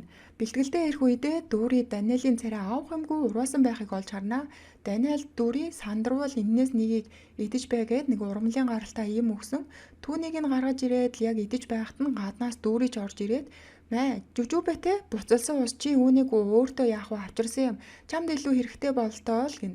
Үзэгдэл маань солигдоод уум алсууны хоолны газар ирэхэд хөгсчүүл бүгд хоол идэж байхдаа уум алсууныг гойж хангалаад тэс өөр хүн шиг болсон гэж бүр ам уралдан муулхан муулж байдаг шүү. Эмэлаач муу айдал энд хоол идэж байгаад хөгсчүүлийн ярьж байхыг бүгдийг нь сонсчихно. Хөгсчүүл бүгд л уум алсууныг муулж байхад нь ганц өмөрч байсан хүн бол сүн ихч. Хоолын газраас гарч ирэхэд нь Эмилаач урд нь зогсоод "Тэгэд би юу санахгүй байгаа" гэж хэлчихдэг. Сүн ихчж 20 жилийн нөхөрлөлөө сайхан гихчээ Эмилаад нэгэнгүй ярьж өгнө. Сүн ихч чи яасын осол энтерт орсон юм уу гэхэд Эмилаач урдаас нь чанга чимээ сонсогдоод ухаан алдаад унцсан. Ухаан ортол юу ч санахгүй байсан. Арай гэж л гэрээ олж ирсэн гэж хэлдэг. Гэхдээ тэгсэн энэ хоёрын яг цаахан таалд хөргөн хүү чоо нөгөө убаа залгаараа гэх мижин гих хүүхэнтэй хамт явж байдгаа. За энэ үед бүжгийн багш нь ажилдаа болж таараад хамтлагийн ахлагч сүүжинийг дуудаад чи хамтлагийнхаа бэлдүүлж бай маргааш явцын шалгалт 14 цагт болно гэж хүүхдүүдэд хэлгэх ба сүүжин харин бэлтгэл хийж байсан дүүрээ дээр очиод 15 цагт гээд хэлчихдэг. Дүүрээ байхгүй ханаа дотор байрандаа ганцаараа нийлэх хүнгүй хамтлагийнхаа охтуудтай юм яриа гэсэн боловч нөгөө охтууд нь манай хүний чинь тоохгүй гадуурхаад байдгаа. Сэтгэл санаагаар унтсан явж байхад нь ээж нь залгаж хамт хоол идэхээр болох ба ээж охин хоёр хичээл ном ярьж бас л маргалтна. Жисүг чиний өмнө ядаж би ингэ сууж байгаад баярал гэж явна. Цаанаа нэг хүүтийн хүндий хүн шүү бүр. Маргааш нь явцын шалгалтаа учир Даниэл эхлээд өөрөө нэг шалхаар болж дүүрийг дуулдуулна. Дуулчаад гарч ирэхэд нь "Үгүй яах вэ чи дажгүй дуулж जैन. Тэгтээ чиний дахилтан дээр нэг сонсож байгаагүй аялгаа орж ирсэн талаар хэлэхэд дүүрийч яах вэ сахилахгүй болохоор гэрлийн унтраалгыг хаа зогсож байснаа төв царай гаргаад энэ сүнс бололтой. Энэ өөрөө сүнстэй гэж ярьдаг байлаа. Чи мэддэггүй мүү гэж хэлэхдээ гэрлийг унтрааж асаагаад л нуруунд дээр чи эмэгтэй хүний сүнс байна гэж дүрдээ орж хөөхөө Даниэлийг бүр зүрхээр явуулангаа алднаа дүүрийч чи одоо ийм аимхай юм уу аимхай гахаа гэдэл Даниэлийг нэг сайн шоолж аваад л гарна. Гадаа зогсож байхдаа хүртэл бодоод л инээд алдаж байсан чинь паг ахт дүүрийг авахаар ирж энэ хоёр хамтдаа оройн хоол идэж гадуур алхаж байхдаа дүүрий ихэр дүүгээ ямархуу байгаа бол гэж ярихад паг ахт тэр багада Америк руу явчихсан түүнээс хойш огт холбоо бариагүй үнийг яагаад ярьж байгааг нь ихэд л гайхна. Дүүрийч за юу ч биш дээ. Чи харин надаа энэ цэцгнээс нэгийг аваад өг гэж байхад нь наанаас нь хэн нэгэн хүн тэдний зургийг дарж байдаг. Үзэгдэл солигдож Даниэл дээр муу ирэхэд Даниэлийн араас нэг хүн мөн л зургийг нь авч харагдана. Маргааш охтууд бүгд явцын шалгалтаа орохоор зөвхөн Эмилаг хүлээж Эмилач энэ үед гаднаас орж ирээд юу эрт эртгээцэн ингэх ба багш нь уурлаа чи цагт болж байгааг хараад хэл гэхэд Эмилач 2 цаг 17 минут болж байна гэж хэлээд багш нь бөөн уур байхыг хараад одоо л нэг өөрийгөө хуурдагдсныг ойлгодог. Бэлтгэлийн дараа дүүрийн сүүжний өмнө зогсоод чи намайг үзэн ядаж жигсэж дургуутсан уу юусаа хамаагүй ядаж шуурдраг өрсөлдөй чи ер нь намайг хуурч мэхлээд юу олж долоохын гэх ба сүүжийн ч урдаас нь мөчөөгөө өгөхгүй яасан чамд төвөө алдахгүй шүү л гин. Орой болоход Кимшим Даниэлийг дуудаж авчраад Дүүри болон Пако хоёрын зургийг үзүүлдэг. За энэ зургийг нь сүүжийн яг тэр хавьд нь явж таарад араас нь дагаад манай хоёрын чинь бүх зургийг дарцсан байдаг. Даниэл өөрөө энэ асуудлыг шалгах болно гэх ба бэлтгэл хийж байгаа дүүри дээр ирэхэд Пак ахтай уцаар ярьж Пак ах хэрэглээний мөнгө явуулсан. Чи бэлтгэлээ дуусаад шалгаад үзээрэй гэж хэлэхэд дүүрийч надад чамаас өөр намайг боддог залуу алгадаа гэж уцаар ярьж байхаг нь Даниэл дээрээ сонсоод буруу ойлгоод дүүрийг чи хамтлагаас хасагдлаа гэд хэлчихдэг. 6 дугаар анги эхлэхэд 55 жилийн өмнөх үйл явдлыг гаргадаг. Пак ах залуухан уу малсуунд маань юусэн анханасаа сайн байсан юм бэлээ. Цэрэгт яваад ирэхэд нь уу малсуун жирэмсэн болсон байх ба одоо цагт ирэхэд Пак ах утасны цаанаас юу болоод байгааг сайн ойлгохгүй, сонсож чадахгүй, яахаа мэдэхгүй л зогсно. Дүүрий буруу ойлголтыг тайлбарлах гэж оролцсон боловч Даниэл огт үгийг нь сонсохгүй би ерөн чамайг хэдий болтол твчиж халахлах хэрэгтэй юм гэж уурлаад дүүрийч тэгээд урдаас нь юу ч хэлж чадахгүй гадаа гарч нилээн урам нь уурсан байдалтай сууж байхдаа доромжилсан шудраг бус зүйлийг дахиж үндэ туулмааргүй байсан юм гээд манай хүн чинь бүр нулимс унгаацсан сууж идэг. Маргааш өглөө нь хаанаг бэлтгэлээ хийж байхад нь Пакугөө залгаж дүүрийг асуух ба хаанаач дүүрийд санаа зовоод гэртээ ирдэг. Чой хүргэн энэ хоёрыг бие биенээ таньдаг болохыг мэдээд бүр тэнд чинь мэл гайхаж байна. Энэ үед Даниэл дүүрийд арай ширүүн хандчихуу даа гэж бодож байхад нь менежер хөөхөн дүүрийн ямар шудрах шулуун билээ. Ийм муухай зүйлд орооцолдох хүүхдлаа биш чи түүнийг буцааж авчраарай гэж хэлээд өрөөнөөс нь гардаг. Ханаа дүүрийг хамтлагаасаа хасагдсан гэдгийг сонсоод бүр нилээн сэтгэл санаагаар унтсан ганцаараа үлдмээргүй байна гэхэд дүүрийн маань юу гэж тийм амархан байдгийг би тийм амархан бууж өгөхгүйгээд энэ хоёр цааш явхад дүүргийн наснуудын урлагийн наадам болж идэг. Өө нөгөө сүүн эгч чинь тайзан дээр гараад бүр алж байна биеэс авчуулаад дүүрийч тэр одоо ингэж байж имлэгт үргэтгэв дээ л гэж амдаа буутна. Пак ах ч энд байх ба манай уу малсуу энд байсан бол өстой тайзан дээр гараад алж өгж байхгүй гээд нүдэрээ бас хөөхөн дүүрийг тайз руу гарал гээд дохиод байгаа юм шиг байгаа. Дүүрийч энийг нь мэдээд би дуулж болох уу гэсэн чинь нөгөө хүмүүс нь ч дуулж болно гинэ. За ингээд ханаа дүүрийн хоёр маань шар цамцтай залуу дууг эгч дүү хоёр дуулах болно гээл тайзан дээр гараад энэ хоёр маань ч өстой үзүүлж өгнөө бүх хүмүүс алга ташаал босч бүжиглээд уу дүүрий буюу уу малсууны яг өөрийнх нь дуу шүү дээ энэ шар цамцтай залуу гэх дуу. Анаач агентлаг дээрээ ирж Даниэлтай уулзахдаа Пак ахыг яг бидний төрсөн өвөө шиг хүн байгаамаа гэж тайлбарлах ба ханаа дүүригийн байгаа газар Даниэлийг дагуулад ирдэг. Даниэлч буруу ойлгосондоо гэмшээд дүүрийг чи одоо буцаад ирээ гэхэд манай хүн чи үнд ороод л за яах вэ бодож үзье. Чи ерөн битгий араас дагаад бай гэж явахдаа Даниэл энэ газар яг болох юм байна гэж Пак ахын гэрийг заагаад Пак ахын гэр нь маш том учраас хүүн сул өрөөнүүдээ хүмүүс түрээслүүлээд зар тавьсан байсан. За ингээд Даниэл энд өрөө түрээслэхээр ярилцаж байх үед нь Пак ах гаднаас орж ирдэг. Дүүрийч Даниэлийг энд байлгахгүй тулд Пак ахыг орж ирэхээр нь энэ нөгөө та бид хоёрыг чинь тийм харилцаатай гэж ойлгоод намайг хөөсөн үнштэй гэж хэлэхэд Пак ах сонио арснаа чи одоо манахаас яв гэсэнд хүүн цаанаас нь эн чинь миний ч очим миний өрөөг түрээслэх гэж байна. Удахгүй энэ газар алдартай болно аава. За Даниэл гарын үсгээ зурчих гэсээр Даниэл гарын үсэг зурж дүүрий Пак ах хоёр юу ч хийж чадсангүй дээ. Үзэгдэл солигдож чой өргөн дээр ирэхэд энэ танил дүү болох Мижиний жолоочийг хийж байгаа юм байлээ л дээ. Мижийн чой өргөнийг өдөр болгон нэг цамцаа өмсөж байгааг анзаарсан. Дээрээс нь танаа эхнэр чинь анхаарал ерөн тавьдаг юм уу гэж асуухад чой өргөнч бандсан уу яасан эхнэрээ бүр тултал нь магтаж өгнөө. Манай эхнэр чинь халамжтай намайг өстой сайн халамждаг л гихнэ. Дүүрийч Даниэлийг яг хажууд нь хөрш болоод амьдрах болсонд нь нилээн дургу харагдаг. Даниэл харин өчигдөр хэлсэн үгэндээ уучлалт гуйдгаа. Орой болоход Жисүүг ажил нь ер нь хэцүү байгаа бол тэ хөрхий ганцаараа гэртээ согттлоо уужсан сууж идэг. Дүүрийч доош бууж ирж таарад мөн л өглөөл маргааш ажилдаа байж яах гэж ингэж уудаг байна гэхэд Жисүүг би чамд нэг нууц хэлчихв би ээжигээ бүр маш их үзэн яддаг. Чи тэгээ чааш ховлоорой миний сэтгэлийг манай ээж ганц ч удаа ойлгож байгаагүй. Ямар ээж тийм байдаг байна гэдэг Жисүүг маань өөрөө охиндоо яг ийм үйлдэл гаргаж байгаагаа юусоо мэдэхгүй байгаа л бололтой. Хэдий гомдмоор үг хэлсэн ч дүүрий бүр эртлэн босоод хэмжээтэй шүүл хийж тавиад хүргэн жойж ээж ирээд явжээ яг л ээжийн гарын хоол байна гэж амаа олохгүй идэж харагддаг. Ууд уурыг буюу уу малсуу маань Жисүгээс нэг зүйлийг нууж ирсэн. Үүнийг нь Пак ахч мэддэг болтой. Жи хэлбэл хоёулангийн харилцаа дуусгар болно шүү л гин. Пак ах моциклээрээ дүүрийг хүргэж өгөх гэж байхад нь Даниэл ирснээ уран бүтээлчээ би өөрөө хамгаална та яахын гэж хэлээд аваа явчихдаг. Хайртай бүсгүйгээ өөр хүнд алдаж байгаа юм шиг л санагдаж байгаа ах манай Пак ахад. Даниэл дүүрээ хоёр явж исэн чинь Даниэл машинаа зогсоогоод дүүрийг чи одоо эндээс буугаад алах би бэлтгэгч ганц ч удаа хүргэж байгаагүй гэх ба дүүрийч үүнийг нь сонсоод уурлаад хаалгыг нь саваад буудаг. Пак ахч гэртээ Даниэлийг дүүрийг авч явсныг бодоод за бараг л хардаа 50 сууж чаддгүй. Хүүн хүртэл Даниэлийг дураагаад үс мүсээ засуулсан жаах шиг Пак ах дүүрийг хувцас аваад тэрийгэ өгч чадаагүй. Түүнийг нь хүүн харчаад миний аав өстө ухаантай штэ хүнийхээ өмнөөс бэр олох охиндоо санаа тавьж гэж хэлэх ба хүүн бас дүүрийг сонирхогч байгааг олж мэднэ. Пак ахч алив үг дүүрийг яасан ч болохгүй жим мөрөөдөгч хэрэггүй шүү л гин. Даниэлж түрээсэлсэн өрөөндөө орой ирж унтаад өглөөс ирсэндээ бүр гайхаж энэ менежерийн ч дүүригийн яг хажуу талын байранд байр түрээсэлсэнийг сонсоод итгэж өгөхгүй таа ч галзуурч хаа юу тэрэнд анхаарал тавина одоо бүр хажууд нь очсон ч байх шиг хүн амьтын юу гэж хэлэх талаар бодсонгүйгээ ширүүхэн хилээд гархан дээрээ. Өнөөдөр бол хамлагийн охидын үнэлгээний өдөр энэ үед Кимшин малбаар шалгалтын үеийг тааруулж орж ирснээ. Өө би зүгээр энэгээр хайлт ороод гарыг гэж ботл үнэлгээний өдөр байлууч гэх шиг.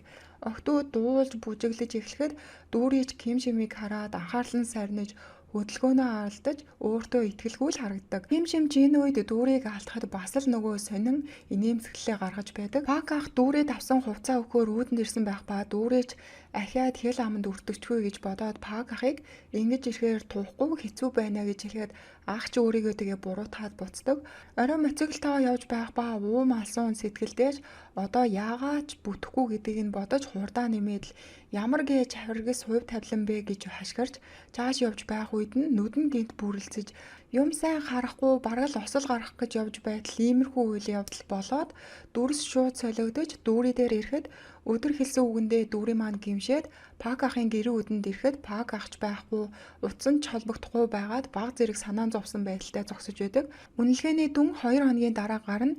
Энэ хоёрт маань 2 хоног зүгээр л 200 хоног юм шиг санагдаж ядаж байхад энэ хоёр хоёулаа тааруу үнэлгээндээ оролцсон байдаг. Даниэл багийнхантайгаа нөгөө үнэлгээн дээр хуралдаж байх үед манай хоёрыг чинь бараг л хасах нэ муу өнтер байсан гэд энэ үед од болж байгаа нэг бичлэгийг ажлынхан гүрүүвт ажилтан тавьсан байх ба тэр бичлэг нь хаана дүүрээ хоёрын дуулж байгаа бичлэг хүмүүст бүр маш ихээр таалагдаж байгаа болтой байдаг.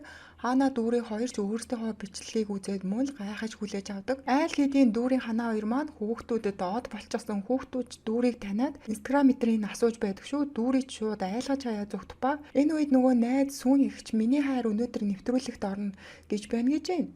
Юу хайр юм бол доо гэтэл 50 жилийн турш пен болж байгаа байна л да.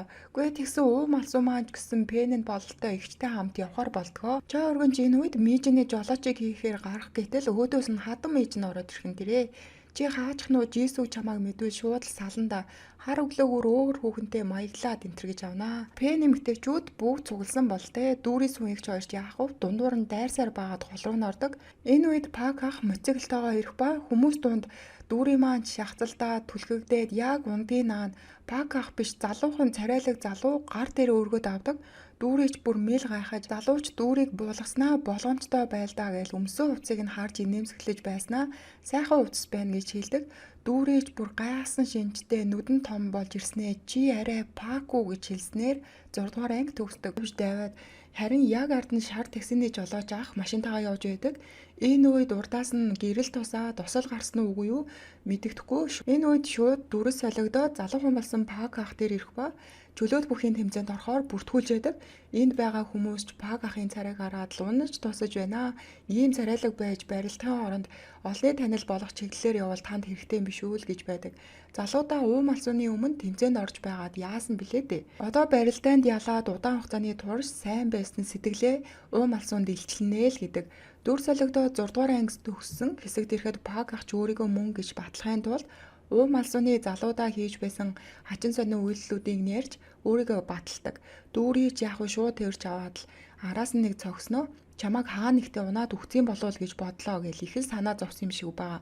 Шар таксины жолоочтой уулзсан талаар асуухад Пакч дараа хэлийг их ба өөрийгөө одооноос Пакчүүн гэж дууд гэж хэлэхэд дүүрийч юу инээдтэй нэрийн Пакчүүн байхдаа яах вэ гэж шоолоход Пакчүүн идсэн үү яасан шууд л моциклоо унаа дараа уулзъя гэд явдаг. За одооноос Пак ахын залуугийн төрхийг Жүүн гэд дуудаад явах болно шүү. За дүүрий бас араас нь харснаа энэ Пак залуудаа ийм царайлаг өндөр байлуу гэж бас бодоод байгаамаа. За дүүрий хаана хоёрын бичлэг нь YouTube дээр с ижигтэй эгч дүүсийн домогт үзүүлбэр гэсэн нэртэйгээр бүр од болж байдаг шүү. Даниэлж хүмүүсийн хандлагыг хараад л комментиг уншаад сууж байгаа харагдаг. Жисүг харин гэртээ ээжигээ ирснийгээ мэдээд хар урдраа л гэртээ ирдэг. Эмила Чой урган болон Жисүг хоёрыг өмнөө суулгаж агаад би одоо бүх юмаа огт санахгүй байгаа тийс өөр хүн шиг байвал та хоёр битгий гайхараа л гин. Хүргэн Чойч ээж таны наад аялагч нэг л өөр байна. Та сөүл аялагаар ярьдаг юм уу гэд ихэр гайхаж асууна. Жисүгч хажуунаас нь угаасаа тэгж ярьж чаддаг байсан юм гэх ба ээжигээ яагаад ийм сонирн байгаа талаар нь асуухад Эмилач урдаас нь чи үүнийг хүсч байсан юм шүү. Өглөө ирмэг дээр туулж ирээд бүх бодлоо цэгцлээд ертөнцийг өөрөөр хардаг болсон. Өнгөрсөн хугацаанд ээжийн хуваар амьдралдаа арай л хэтэрхий анхаарсан байна. Эхийн хайрд бас хязгаар гэж байдгийн.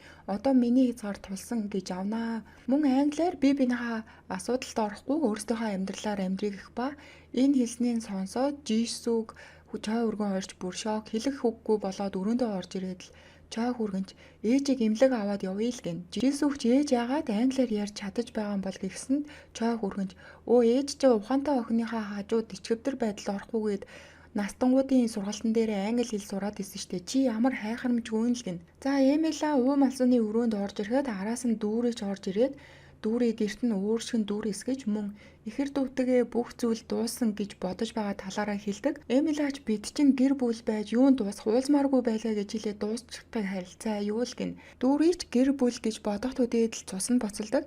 Тийм болохоор Эмила гэрээс нь яваад өг гэж хэлэхэд Эмилач урдаас нь явахгүй. Таныг яаж амьдарч юу туулж ирсний чинь бүгдийг нь харчаад би ерөн яаж явах юм? Танд миний тусламж хэрэгтэй. Хөмөр байгаа бол очиод өөрийгөө уум алсан гэж хэлээд үзэлтэй. Би одооноос уум алсан болно. Та харин цаг хугацаагаа хэмнэ хамтлаа хөгжилдөд ав гэх ба энэ үед хүргэн Чой орж ирээд дүүрийг хадам ээжтэй дуугаа өндөрсгөж бүдүүлэг хайрцан одооноос би хадам ээжигээ хамгаалах болохоор чи гар гэд манай дүүрийг хөөгөө гаргачдгөө. Одоо тэгээд яалтаач лээ юу ч хэлж чадахгүй юм чинь тэгэл гарна штэ. Дүүрийг гарсны дараагаар Эмилач Чой өргөнийг хоёулангийнх нь яриа дуусаагүй байгаа шүү тайлбарлаараа л гин. Харин энэ үед Ким Шим дүүрий болон хаана хоёрын бичлэгийг үзэж байхад үзэгдэл солигдоод 50 жилийн өмнөх үйл явдал дээр ирдэг. Ким Шимч нэлээд хөөрхөн нэрд гарцсан энэ тэндээс нэвтрүүлэгт орох санал манал аваад энэ үед нь уум алсуун чирж ичгүй дууг нь яаж дуулж чаддаг байна.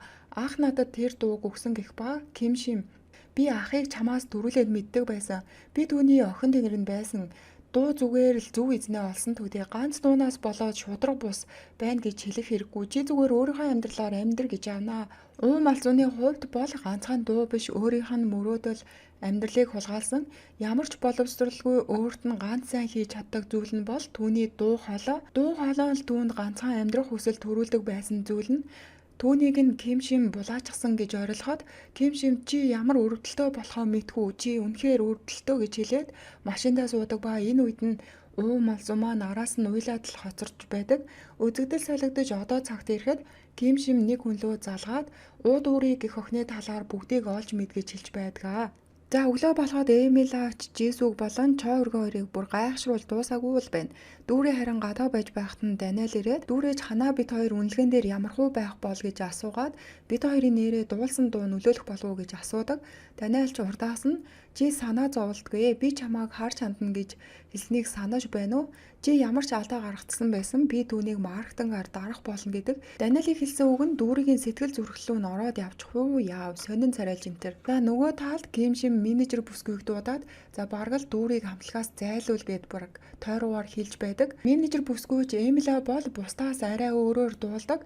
Яагаад Даниэл түүнд сайн хандаад байдгийг ойлгуулах хэмжээнд тэр маш сайн дуулдаг гэж хэлэх ба Ким Шим урдаас нь намайг залуу байхад түүн шиг охин миний өрсөлдөгч байсан. Тэр тэгтээ түрхэн зуурал гялтганаад буцаад арилсан. Одоо тэр бол жижигхэн хоолны газар ажилладаг юм байлээ. Тэр сайн байх нь надад огт хамаагүй. Чи бараг түүнийг зайлуулаарай л гэдэг. Харин менежер бүсгүйд бол Ким Шимийн хэлж байгаа үг бол нэг нөлөөлөхгүй юм шиг л харагдаж байдаг. Дөрөс солигдоход Чой өргөн гэрээсээ гарах гэж байгаад Эмилад баригдаад энэ хоёр хоорондоо нэг тохиролцоонд хүрэх болдог. Жисүг урд нь ээжтэйгээ яг хуу таарамжгүй харьцаатай байсан ч ийм хүйтэн хүний байгаагүй юм бэлээ.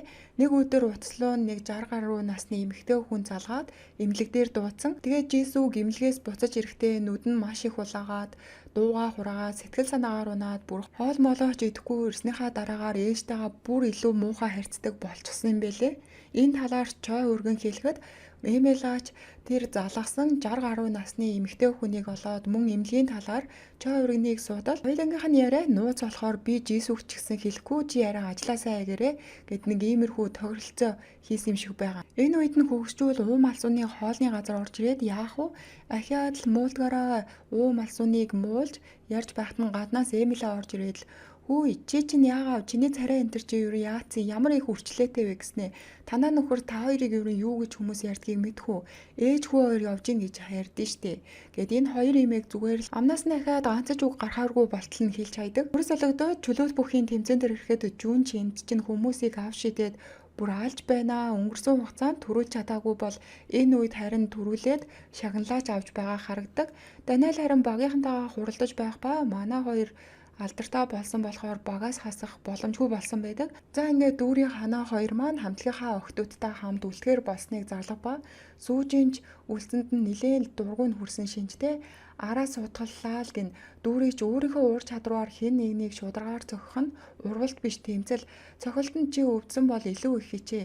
Чи ерөн яагаад ялагдсан хүн шиг уурлаад байдаг юм. Чамд ерөн юу дутлаа гэж үргэлж хүний араас өмөлзөж уурлаад байдаг юм гэх ба сүүжинч урдаас нь анханасаа л чи ирээд биднийг хамгийн ихээр дорд үзэж харьцсан хүн нь болж чи өөрийгөө дэлхийн төв шиг бодож хамгийн мундаг нь гэж ярьдаг. Багаар ажиллах гэдгийг чи мэддэггүй гэж хэлээд бүгдээрээ гараад явцгаадаг. За дөрөс солигдоод Эмилатаар ирэхэд нэг тэмдэглэлийн дэвтэр дээр Сонууг, Уум алсуун, Жисүг, Минсог, Ханаа, Эмнэлэг 60 гаруй насны эмэгтэй гэж бичснээ ард нь төрсөн ээж нь үү өөр хүн үү гэж байгаа бичиж харагддаг. За энэ бүгдийн учир шалтгаан нь дараа тайлагдах байх. Эмилаач Жисүг аавгаа өөд болоход 3 настай байсан. Тэгвэл 3 наснаас үеийнхэн зураг яагаад байдгүй блэ? Ядаж хурмын зураг байх ёстой доо. Ээж бид хоёрын зураг шиг мөн л нөхрийнхөө бүх зургийг устгасан юм байх таа гэж дотроо бодоод ярьж байдаг. Дараа нь мөн л энэ бүгдийн учир тайлагдах байх. За Пагахын хүүч аав нь ор сурггүй, холбооч ярихгүй алга болоод бүр нусаа хазартаа нааж байдгаа уйлж дуулаад бүр энд ч аалж байна.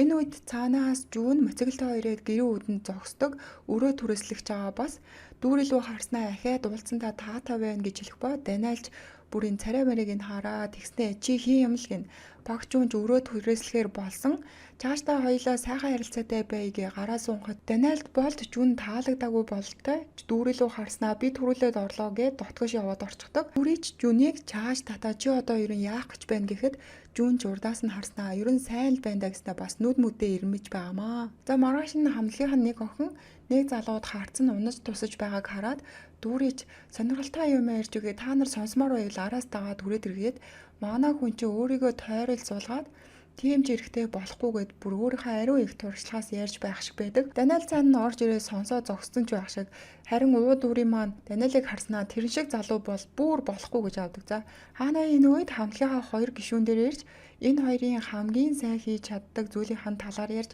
яриа өдөж байгаа харагддаг. Дүүрийн хаана хоёр л багийнхантайгаа дотн болъё гэж ярилцсан юм шиг байгаа. Энэ гаргаж байгаа үйлдэлээс нь харахад дүүрийг менежер хүүхэн дуудаж ерөнхий захирлынханд зураасыг давж харьцаад байна гэх ба дүүрийч за тэр юу гэж бас араар муулаад байна уу намайг таалагдахгүй байна уу гэсэнд менежер хүүхэнч энэ миний чамд өгж байгаа сүүлийн анхаарлага гэж бодоод үйл хөдлөлөө болгоомжтой байл гин. Дөрөс солигдоод Даниэл дээр ирэхэд энэ газар нь ханаа болон дүүрийн хоёрыг нэвтрүүлэгт оруулахаар Даниэлтэй ярилцсан байдаг.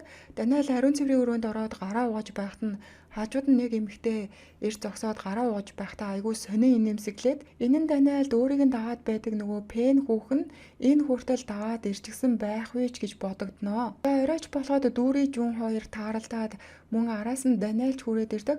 Даниэл дүүрийг юу хийж байгаа гэж асуухад Жүүн бид хоёр ярилцаж байсан гэсэн Даниэлч Дүүрий лүү харснаа энэ бол аимшигтай мөшгөгч байна. Энэ хүнээс хол бай гэж анаа. Жүнж бүр энэ мүү чин харин юугээд байгаа юм бэ? Дургу үргэлжлээ гэд урдаас нь дөхөж одсноор энэ анги маань төгсдөг. 8 дугаар анги эхлэхэд Жүүн Даниэл хоёр ч юу юугүй барьцалтаж аваа зодтолдох нэ. Дүүрийч дундуур нь орж салгаад Даниэлд Жүн бол миний багын найз байгаамаа тэр мөшгөгч биш гэж тайлбарладаг. Энэ үед Чой хүргэн Жисүгийн утсыг авч шалгачих санаатаа л суун. Гарсан ойгуур нь утсанд нь мессеж ирээд харахад эмлэг гэж хадгалсан дугаараас хүрээд ирээрэй гэх ба Чой хүргэнч мессежийг дээш гүлээд ямар эмлэг болох, ямар тасаг твж байгаа болохыг нь бүгдийг нь мэдээд авдаг. Дүүрээ харин өрөөндөө орж ирэхэд нь Эмила хүлээгээ зогсож байдаг. Дүүрээ чи яах вэ нөгөө дээр асуусан асуултаа ягч асуугаад чи ер нь намайг залуу болцсон байхад яаж таньсан гэхэд Эмилач нэлээд бодож байснаа. Би подкаст сонссон юм аа. Тэглээч би өөрийнхөө царайг танихгүй бол өөр хин таних билээ гэх ба энэ үед дүрс солигдоод 60 жилийн өмнөх үйл явдал дээр ирэхэд хоёр ихэр охин тоглож байдаг. Энэ хоёр охин бол Малсун болон Эмила хоёр. Харин цааны сүнхэн хүүхдүүд ирснээ энэ хоёрыг танаа авчин баргал өгчихсэн ээж чинь биеийн үлгч гэж шоолоход Эмилач газар суугаад уйлахад цаанаас нэг гадаад эрэхтэй хүн ирээд Малсун ч энэ хүнд нилээн дургуул харагдаг яах гэж ирсэн гэд харин Эмила уйлж байснаа боцоод ээжиг маань энэ ах жаргалтай болгож байгаа. Би энэ ахаж дуртай гэж хэлээд дагаа явчихдаг. Одоо цагт ирэхэд өглөө болсон байх ба сүүжэнч үүрээр босч бэлтгэл хийгээд нөгөө дүүргийн хэлсэн үгнүүд нь бодогдоод бэлтгэлдээ сайн төвлөрч чадахгүй байгаа л харагдаг. Бүгд цуглаад бэлтгэлээ хийж байхад нь сүүжиний толгой нэргээ дотор нь мухааргаад бөөлжих ба үүнд нь бүгд л санаа зовж байгаа юм чинь. Түрээс сүүжиний гар энтрийг бариад үтсэн чинь зээлх үйтэн болсон. Тэгээ ходоод ч өвдсөн юм байна нэмчид төвзүүлэх хэрэгтэй гэсэн чинь сүүжийн зүгээрээ гэж цаашаа хід алхаад лухаа алдаад унчих ба. Эмнэлэгт авчираад сүүжийн тусал энтер залгаад тохирох эмчилгээг нь хийж бүжгийн багш нь их л санаа зовсон байдалтай харагдаг ба Даниэлийн үед ирээд дебют хийх хүртэл ямар ч үнэлгээний шалгалт байхгүй болохоор сүүжинийг сайн амраад авахыг хэлдэг. Дүүрий чаавуу энэ үед өөрийн охин шигээ сүүжийн санаа зовоод л гэрээсээ зутан энтер хийж авчираад сүлэгчэд заавал идүүлэх хэрэгтэй шүү гэж сайтар загч байгаа харагдаг. Даниэл дүүрий хоёр ярилцаа сууж байх ба Даниэлч дүүрийд хүрэхэд зүрхэнд бүр маш хүчтэй цохлоод нэг л эвгүй мэдрэмж төрөөд манай хүн ч яагаад байгаагаа мэдэхгүй миний зүрх сүүлийн үед яагаад ингэж байгаа юм болоо л гэд өөрөө Даниэл сайн болоод байгаагаа мэдхгүй сууж байгаа харагдаг. За сүүжиний бие дээрдээ дэмлэгээс буцаж гарч ирэх үед нь хамтлагийнх нь гишүүдч би нь ямар байгааг асуугааг үйлдэж байх ба ханаа маань харин тэнд яахаа мэдэхгүй л зогсож байдаг. Сүүжин харин ханаалуу харснаа чи ямар хөөрхөн цамц өмсцэн гэж хэлснээр анх удаа л ханаад маань дайжгүй хандаж байгаа нь бас болоогүй дүүргийн хийж өгсөн зутан нэлээд амттай байсан бололтой сүүжинч ахиад зутан идмээр байгаа шүү гэж ханаа дамжуулж хэлж байгаа харагдана. Пак ахын хүү Жаян жахуу сэтгэл санаанд дээрдэг болтой аав нэрийг болохоор харин Жүн цаанаас нь гарч ирээд өдөр нэг царайлаг ах ирээд үүнийг чамд өгөрөө гэсэн юмгээд нэг дугтуудаа захиа өгдөг. Жаян захиаг нэхэд миний сайхан хүү Жаян чамайг сайн байгаа гэж сонссон. Аав нь амьдралыг минь өөрчлөх сайн найзтай учирсан. Хорон мөч бүрийг амарч хөвгөлдөж өнгөрөөж байна. Аавгаа байхгүйд илүү том хүн болоорой. Би чамд итгэж байгаа. Үргэлж дэмждэг шүү миний хүү гэсэн захиа байдаг. За өглөө болоход Даниэл Жүн хоёр харцаараа баргал зодтолдох нэ. Даниэлийг усанд орж байхад нь Жүн халуун усыг нь хаагаад хүүхүүдэн шүршүрт Даниэлийг оруулчихдаг. Ханаг агентлагийнхаа гадна явж байхад нь нэг охин хоёр бамруулж тэрж ирээд ханаад маань өгдөг. Чи үнэхээр гоё дуулдаг гээл манай ханаг чи магтаж өгнө. За дүүрийг гаднаас орж ирээд сүүжиний бие энтрийг асуухад муухай харьцаад байдаг нь болоод хүн шиг харьцаж байгаа харагдана. Шин дуунд бэлэн болж бүх сонсохоор дотгош ороход хаана маань нөгөө хоёр бамруушаа тэврээл ордог.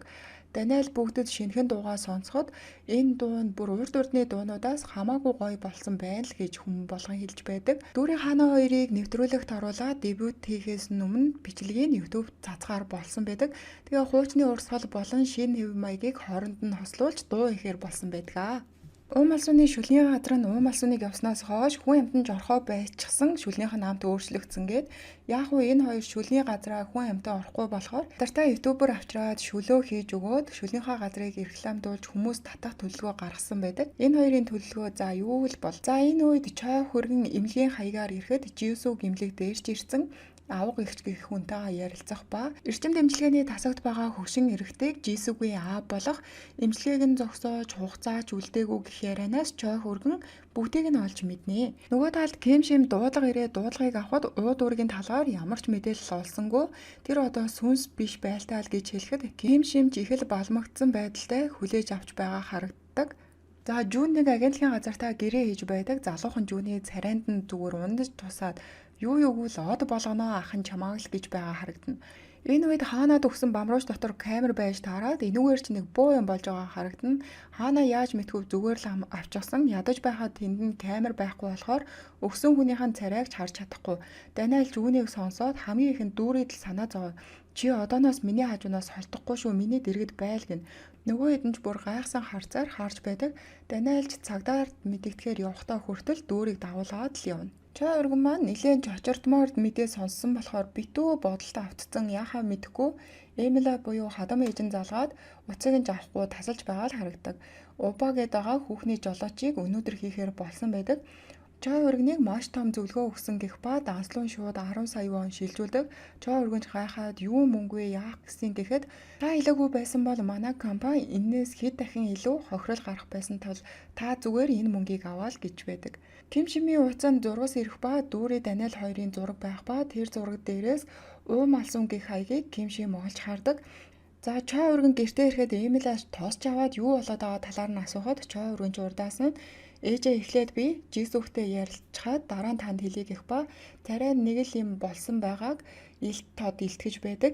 Дүүрээ Даниэл хоёр цагдаагийн хэлтэс орчхоод Паг ахын гэрт байж байх үед нь гаднаас Ким Шим дотгош орж ирээд дүүрийг анхнаасаа л сонин таалагдаагүй өнгөрсөн хугацаанд надтай хөвчлөдөг сайхан байсан уу? Би чамааг одоо компаниасаа хөөнл гин. Дүүрээ за яасан ямар шалтгаанаар гэхэд Ким Шимч би чамд шалтгааныг хэлэх ёстой юу гэснээ. Даниэл руу харснаа энэ охин бол нэрнээсээ ахуулаад бүгд хурамч намааг сүрдүүлж манай компанид орж ирсэн. Тийм болохоор дүүрийг компаниас гарга гэхэд нь Даниэл юу болсныг мэдэхгүй ч тэр тийм хүн биш. Түүнийг халах бол намайг ч гэсэн халчих гэж авнаа. Дүр солигдоод өмнөх цаг үед ирэх ба Ким Шим том гэцтэй жирэмсэн хоолны газар орж ирээд шүл захиалдаг. Энэ шүлний газар нь бол уум алсууных.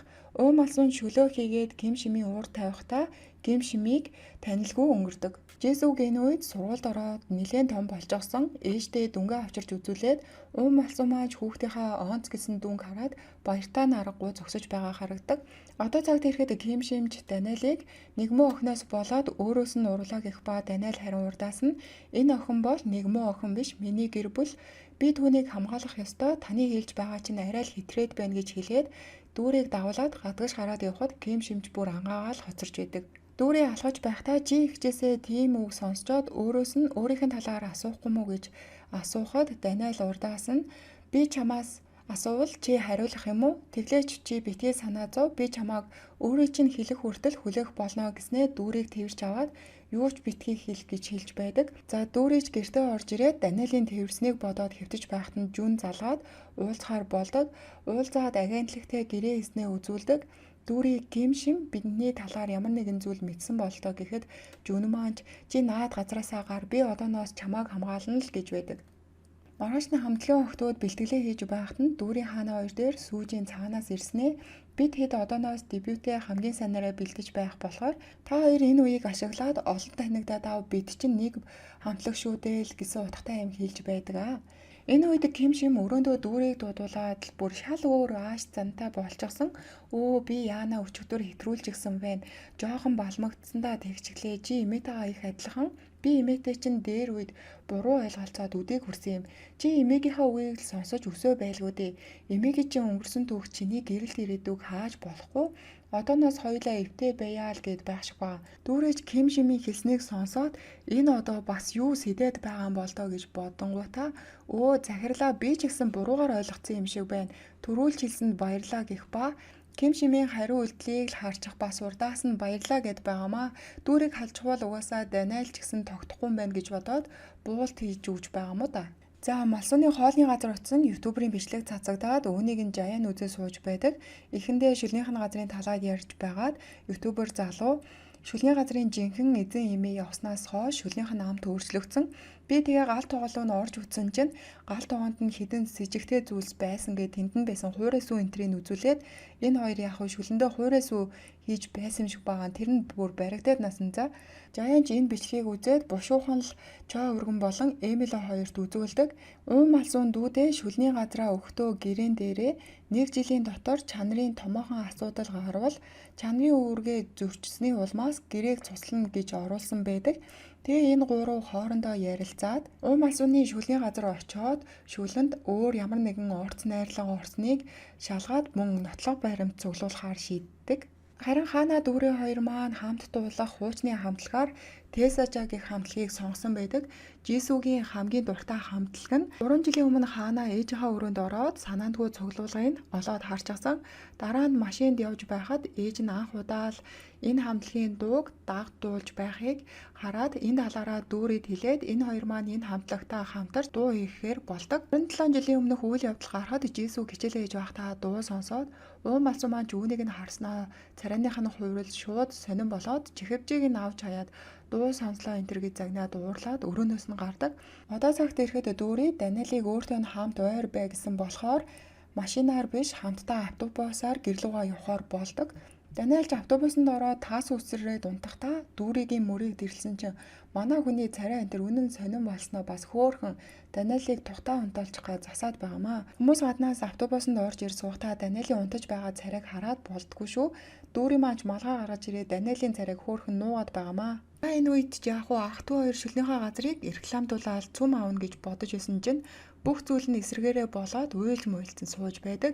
Жаянч гаднаас орж ирээд шүүл захиалаад идэж байхдаа шүлнөөс нь нууцаар өөр савнд хийж авнаа. Дүр солигдоод жүн дээр ирэхэд нэг газар хоол идээ сууж байдаг. Цаана нэг гаж донтоо царайтай нөхөр албаар зөөгчлөө уус цацснаа. Өө яана би арчаад өгөх ба илт эмхтэй бид хүрээд байгаа харагдаг.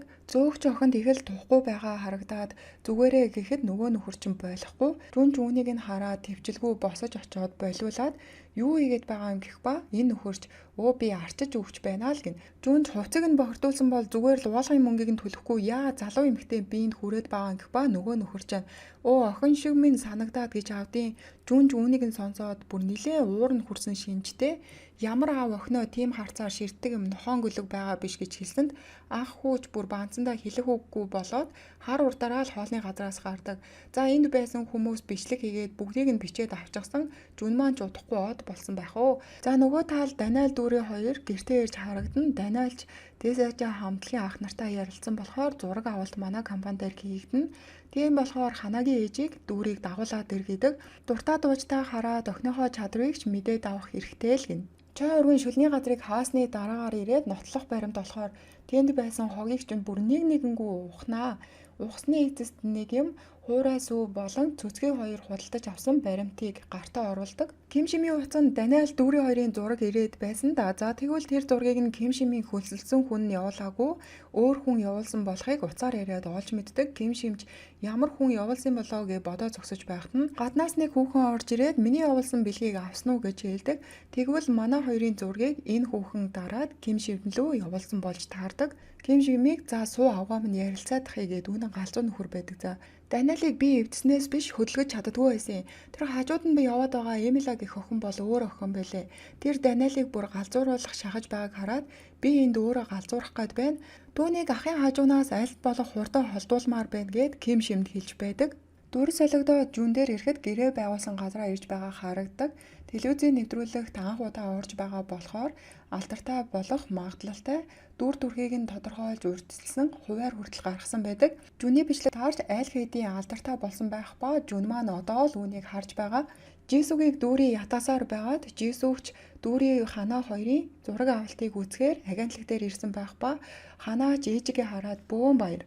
Жисүүг дээр Даниэл ирж авьяастай охиноо бидэнд даатгасанд баярлаа гэх ба энэ үед зураг авалт эхэлж Тесажа хамтлаг дуугаа дахин шинээр манай хоёртой дуулж эхэлдэг. Ханаа дүүрий Тесажа хамтлагийнхан бүгд дуугаа эхлүүлээд дуулахад одоо Жисүүгийн яг бага насандаа сонсож байсан дууг нь дуулаад энэ үед Жисүүгийн гаргаж байгаа хөдлөл тэгээд бүр хамгийн дуртай хамтлаг нь хайртай охинтой хамт дуулж байхыг харсан Жисүүгийн сэтгэл хөдлөл нь бүр үнэхээр сонирн болгож байсан. Даанч дууг нь оруулъя гэсэн боловч YouTube-ээс зөвшөөрөхгүй. Жисүүгт маань бол үгээр хэлхийн аргагүй маш гоё байх шиг байсан.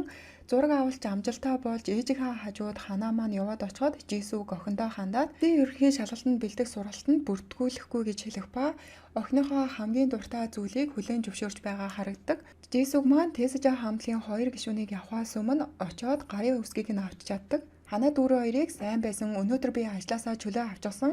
Гуруулаа хамт хоол идье гэж байхад нь чой хүргэн залгаад ханаа чочирдохгүй сонсороо гэх ба жисүгч бүр маш ихээр чочирдсан чинжтэй хүлээж авч байгаагаар 9-р анги маань төгсдөг. 10-р анги эхлэхэд уум алсуу маань шүлнийхээ газар сууж байх ба түүний хуучин дурсамжлуу үзэгдэл солигдоод очдог. Жисүгийн автаа анх шүлний газараа танилцж тэр үеэс хойш энэ хоёр байнга уулздаг болоод жисүг мэндэлсэн. Гэр бүлийнхаа зураг дотроос нөхрийнхөө зургийг тастаж хаяад жисүг болон өөрийнхөө хэсгийг жаадсан байх ба уум алсуун дээр ирэхэд хоолны газар нь нэгэн эмэгтэй орж ирснээр одоо цагт ирдэг. Чой өргөн жисүг лөө залгаад аав нөгөөд болчихлоо гэж хэлсэн байх ба чой өргөн орчуулгын танхимын үүдэн жисүгийг хүлээж байх хооронд жисүгийн аавын эхнэр хүүхэд нь уйлдаал энд чинь бөө юм болж байна. Энэ үед дүрс солигдоод өнгөрсөнд ирэхэд уум алсууны нөхөр нь өөр хүүхэнтэй явуулдаад энэ хоёр гэрэлтэй цуцлуулаагүй болж таардаг. Энэ хүүхэн болохоор 12 жилийн дараа уум алсуун дээр ирээд гэрэлтэй цуцлуулаад өгөөч миний охин гэр бүлээс гадуурх жирэмсэлтээс охин маань төрснөө мэдвэл маш ихээр шаналх болно гэж хэлдэг. Уум алсууны нөхөр өөр хүүхэнтэй явуулдаад хүүхэдтэй болчихсон. Хэрвээ үүнийг нь жисүг олж мэдвэл маш их шаналх болохоор жисүгт огт хэлээгүй нь ийм учиртай аав нөгөөд болчихсон л гэж хэлсэн юм байлээ. Одоо цагт ирэхэд жисүгч гаднаас орж ирээд аавынхны эхнэр жисүгт ууцанд бүр маш ихээр уурлаад олон жилийн турш өгсөн мэт бодож авчгаад одоо гинт ирлээ л гин. Бүх өргөнөөс нь болоод жисүгийг ийм үйлдэл гаргаж байвал чамд юу ч өгөхгүй гэж хэлж байхад нь цаанаас дүүрэн ирээд энэ хүүхнийг шууд л алгадаад авдаг. Нөхөртөө минь явуулсан хүүхний үсийг зулгаалгүй алгадaltaгүй өнгөрөөсөн хүн нь би ганцаараа байх. Уум алсуу хадагтай нэг сайн алгадаад өгөөрэй гэж хэлээд энэ үгийг дамжуулсан гэж хэлээд жисүгийг дотогшоо орж аавдаа хүндлэл үзүүл гэж хэлдэг. Жисүгийн аав амьд байсныг зөвхөн Пак ах болон уум алсуун хоёр л мэдэж байсан. Эмилач бүр чочордоо жисүгийн аав амьд байсан юм уу гэж байх хооронд жисүг болон чой өргөн хоёр гаднаас орж ирдэг. Эмилач босоод ээж нь бүгдийг тайлбарлая гэж хэлэхэд жисүг харин яг одоо бол ямар ч тайлбар сонсхийг хүсдэггүй. Тэрэ болоход дүүрийн сэтгэл нь маш хэцүү яахаач мэдгүй гэрийнхаа өдөн зогсож явахад нь Жүүн цаанаас ирээд Жүүнд хамаг болсон бүх зүйлийг хэлдэг. Жүүнч дүүрийг тэрч аваад тайвшруулаад дараа нь гэрт нь буцаагаад оруулахад жисүг харин ганцаараа арх уугаа сууж байдаг. Дүүрийч очоод 2-3 татснаа ээж чинь түүхийг ярьж өгье гэснээр жисүг өдөөгүй хүртэл ээжигээ өөрт нь ганц зүйл хэлээгүүд их гомдсон талаараа зүрх сэтгэлээ нээ ярилцдаг. Ээжигээ үзэн яддагч маш ихээр өрөвдөж ирснээ мөн хэлдэгэ. Энэ үед дүүри уум алсуун болдог. Жисүгийн нүдэнд бол одоо дүүри биш уум алсуун буюу ээжийнх нь хуваар харагдаж байгаа гэсэн үг. Аав нь жисүгт маш их хайртай байсан. Энэ бүгдийг уум алсуун маань жисүгт үнэхээр их хэлхийг хүсч байсан ч охиноо маш ихээр шархлана гэж бодоод огт хэлээгүй талаараа хэлээд энэ хоёр маань урд өмнө хизээж ингэс сэтгэлээ онготлоо ярилцаж үзэж байгаагүй бол энэ удаад маш сайхан ярилцаад авдаг. За энэ үед Даниэлийг мөшгөж байсан Юн Жиян уум алсуун болон Пак ах хоёрын гэрийн гадна камер тавьчихсан гэрээсээ бүр сайхан гихчэн ажиглаа сууж байдаг. Жүн дүүрийн хоёрын зургийг хүртэл Ким Шимд явуулж харагданаа. За өглөө болоход Даниэл дүүрийн хоёр явж байхад нь дүүрийн Жүн хоёрын зураг нийтлэгдсэн байхыг Даниэл олж мэдээд энэ хоёр чинь бөө асуудал үүснэ. Даниэлч багийнхандаа орж ирээд дүүрийн Жүн хоёрын дунд ямар ч холбоо байхгүй. Би дүүрийг сайн, миний сайн хүн бол дүүрий. Тийм болохоор би дүүрийг хамгаалах болно. Ямар ч хамаагүй аргаар энэ нийтлэгдсэн бүх зүйлийг дарах болно л гэж байдаг. Машинд байхдаа Даниэл дүүрийн Жүн хоёрын зургийг дүүрийд үзүүлэхэд дүүрийн мааж бүр сандарч твдээд хүүе бид хоёр чи ямар ч холбоогүй үерхдэггүй гэж хэлсэн байл да. Даниэл мааж энэ хоёрыг ямар ч холбоогүй гэдгийг нь мэдээ дүүрийд үерхдэггүй болоо баярлаа гэж хэлсэн бэлээ. Дүүрийн харин энд Даниэлийн хэлсэн үгийг бодоод ухаан санаа нөөр газар юун бэлтгэлдээ төвлөрөх 40 жил эр хөнгөө амьдарч хаад уу дүүрий чи яагаад байна гэж өөртөө бүр ярилцаа сууж байдаг. Дүр солигдоо чой өргөн дээр ирэхэд Жаяны шүлгийн газраас авсан шүүлийг шинжлүүлэхээр найзтай авчирч өгч байдаг. Нөгөө талд Эмила цайн унгаа өчигдөр шөнө ууд үрий болон жисүг хоёр ярилцаж байхыг харснаа бодож байх ба энэ үед нь хонх дуурж гарахад шар таксины жолооч ах Эмилаг чи зураас давлаа өөртөө нь хамт яв гэж хэлдэг. За орой болоход Жисүг дүүрийн хоёр ч гэрийнхаа гадна тааралдаад Жисүг маань харин ээжтэйгээ ярилцахаар өрөөнд нь орж ирэхэд аяллаар явлаа хаач байсан чиний тал зогсож байна ээжээс нь гих захиа үлдээсэн байдаг. Харин дүүрээд Эмилигаас ирсэн мессеж дээр нь одоо миний тусламж хэрэггүй бололтой би аав руу явлаа гэсэн байдаг. Шар таксины жолооч ах Эмилаг одоо чи шууд нисэн шүү л гэж байдаг. Жисүг өчигдөр шөнө цогтуудаа ээжтэйгээ маш сайхан ярилцаад одоо харин ээжээсээ уучлалт гуйгаад олон зүйлийг хамтдаа хийхээр төлөвлөсөн талаараа хэлэх гэж байсан боловч ээж нь явчихсан. Үүнд Жисүг маань нэлээд урман хугарсан байдалтай сууж байдаг. Маргааш нь болоход Даниэл дүүрийг аваад нэг тийшээ явдаг. Маш гоё газар ирээд хамтдаа зураг даруулж цагийг ёстоол хөвгөлдөө өнгөрүүлдэг. Хамтдаа кино үзэж хоолнд орж их л ад жаргалтай харагданаа энэ хоёр маань. Энэ үед Жисүг ээжигээ ирсэн болов уу гэж бодоод хараа зогсож байхад нь чой өргөнж ирснэ. Ахиж битээ тийг согтлоо уугаарай. Чи дүүрийг ээжээ гэж дуудаад л яриад байсан гэж хэлэх ба. Тэр үед Жисүг дүүрийтэй биш ээжтэйгээ ярилцаж байна гэж ботсон байдаг. Дүүрээ Даниэл хоёрыг явж байхад нь араас нь нэг машин даваад байгаа гэж Даниэл дүүрийд хэлдэг. Дүүрийч анзаараад харуул үнэнгээсээ л нэг машин тэр хоёрыг даваад байдаг. За энэ даагч байгаа хүн нь бол Юнжиан. Даниэл араас нь даагч байгааг бүр анханасаа л мэдэж байсан. Дүүрийд хандаад энэ бүгдэд санаа зовлтгүй энэ бүгдийг одоо дуусгах болно. Чамайг хамгаалах болно гэж хэлж байх үед дүрд солигдоод 7 жилийн өмнө ирдэг. Даниэл Юнжиан дээр ирээд би одоо бүх зүйлийг үннээр нь цагдаад хэлэх болно гэж хэлэхэд Юнжиан Даниэл дээр очсноо нэг нууц зүйл хэлье гэж хэлсэн байх ба одоо цагт ирэхэд дүүрээ Даниэл хоёрын нэг байшин руу орж байгаа үеийн зургийг Юнжианч бүгдийг нь дарж аваад нийтэлцдэг. Даниэлийг давхар ирсэн гих цуурхал тараад Даниэл хэвлэлийн баг хурал хийхдээ өнгөрсөнд найз бүсгүй гэж яригдаж байсан Юнжиан бол найз бүсгүй биш яг үнэндээ мөшгөгч байсан гих мэдээллийг хэвлэлийнхэнд өгдөг. За тэгвэл Даниэл багийнхантайгаа энэ бүгдийг анханасаа зохион байгуулсан байх ба багаараа аялсан бичлэгээ хэвлэлийнхэнд тавьж өгдөг. Даниэл дүүрийн хоёр тэр өдөр байшин руу дотгош яваад ороход тэнд багийнх нь болон хамтгийнх нь бүх хүмүүс цуглдсан байх ба явсан газар бүрт нь багийнх нь мөн хамт явж байсан байдаг манай хоёртой. Бөөндөө далайн эрэг орж зураг хамтдаа ахуулж нэг оройг багаараа маш хөвгчлөлтөө өнгөрүүлсэн байдаг. За Даниэл Юнжиан дээр гомдол үүсгэсэн. Үүнийг нь мэдсэн Юнжианч бөөн ур Ким Шимдээр орж ирээд гомдлоо буцааж татахыг хүсдэг. Ким Шимч гомдлоо буцааж татахгүй Даниэлийг зүгээр байлгах гээл энэ хоёрыг чинь маргалдаж бие биелгоо орилж байх хооронд нь Даниэл орж ирээд одоо бол ээжээ гэх ба Ким Шим гайхсан харцаар хардаг. 7 жилийн өмнө Юнжианы нууц гэд яриад байсан зүйл нь бол Даниэлийн төрсөн ээж нь Ким Шим болохыг олж мэдээд хүмүүст хэлнэ гэж Даниэлийг сүрдүүлээд Даниэл тэр үед Ким Шимийг хамгаалж цагдаагаас өргөдлөө буцааж аваад Юнжианы хүслээр үерхэж байсан байдаг. Юнжиан Даниэлийг ийм зүйлээр сүрдүүлж өөрийнхөө иргэшээлд байлгаж Даниэлтэй үерхэж байсныг Ким Шим огт мэдээгүй одоо л мэдэж байгаа. Даниэл одоо Юнжианы араас нь дагаж мөсгсөн хэргийг яасан зүгээр өнгөрөхгүй цагдаагаар явах болно гэж хэлээд Юнжиан зүгээр ууртаа нарахгүй энэ өрөөнөөс гараад явдаг. 7 жилийн өмнө Ким Шим буюу ээжигээ хамгаалахын тулд Даниэл дуучин байх карьераа бүр мөсөн хайсан. Энэ бүгдийг нь мэдсэн Ким Шимч бүр хэлэх үггүй болоод би чамд бүгдийг тайлбарлая. Одооноос би чамайг хамгаалах болно гэж хэлдэг. Даниэлч өдийг хүртэл би өөрийгөө хамгаалсан болохоор хэрэггүй гэж хэлээд өрөөнөөс нь гараад явдаг. За энэ үед Жүн байнга л дүүрлүү залгаж тэр новштой хамт байгаа юм биш үстэйгээд Даниэлтай хардаа сууж байхад нь Жайн хажууд нь ирснэ. Би чамайг дэмжиж байгаа шүү. Даниэл та хоёр дүүрийг булаацалтаж байгаа үстэй. Би чиний талд байгаа л гин. Аавгаа маш их санаж дахиж уулзахгүй байх вэ гэж бодож байгаа Жүнд хэлдэг.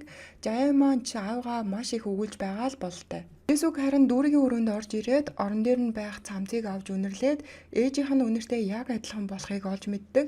За бүгд бэлтгэл хийж байхад нь Даниэл багийнхантайгаа гаднаас орж ирээд энэ үед дүүрээ Даниэл хоёр маань бие бинийгаа бүр хайрын харцаар ширтээд жуумалзаад байдаг. За үгүй тэгсэн энэ хоёр маань нөгөө багаараа хамт аялалд явж байхдаа дүүрээ Даниэлийг хазарчинд харчаж гээд гараараа дулаацуулж өгж байхад нь Даниэл шууд дүүрийг үнссэн. Дүүрийн маань гинт хойшилсан байдаг ч дараа нь энэ хоёр маань ахаад үнсэлцсэн байдаг шүү бүр.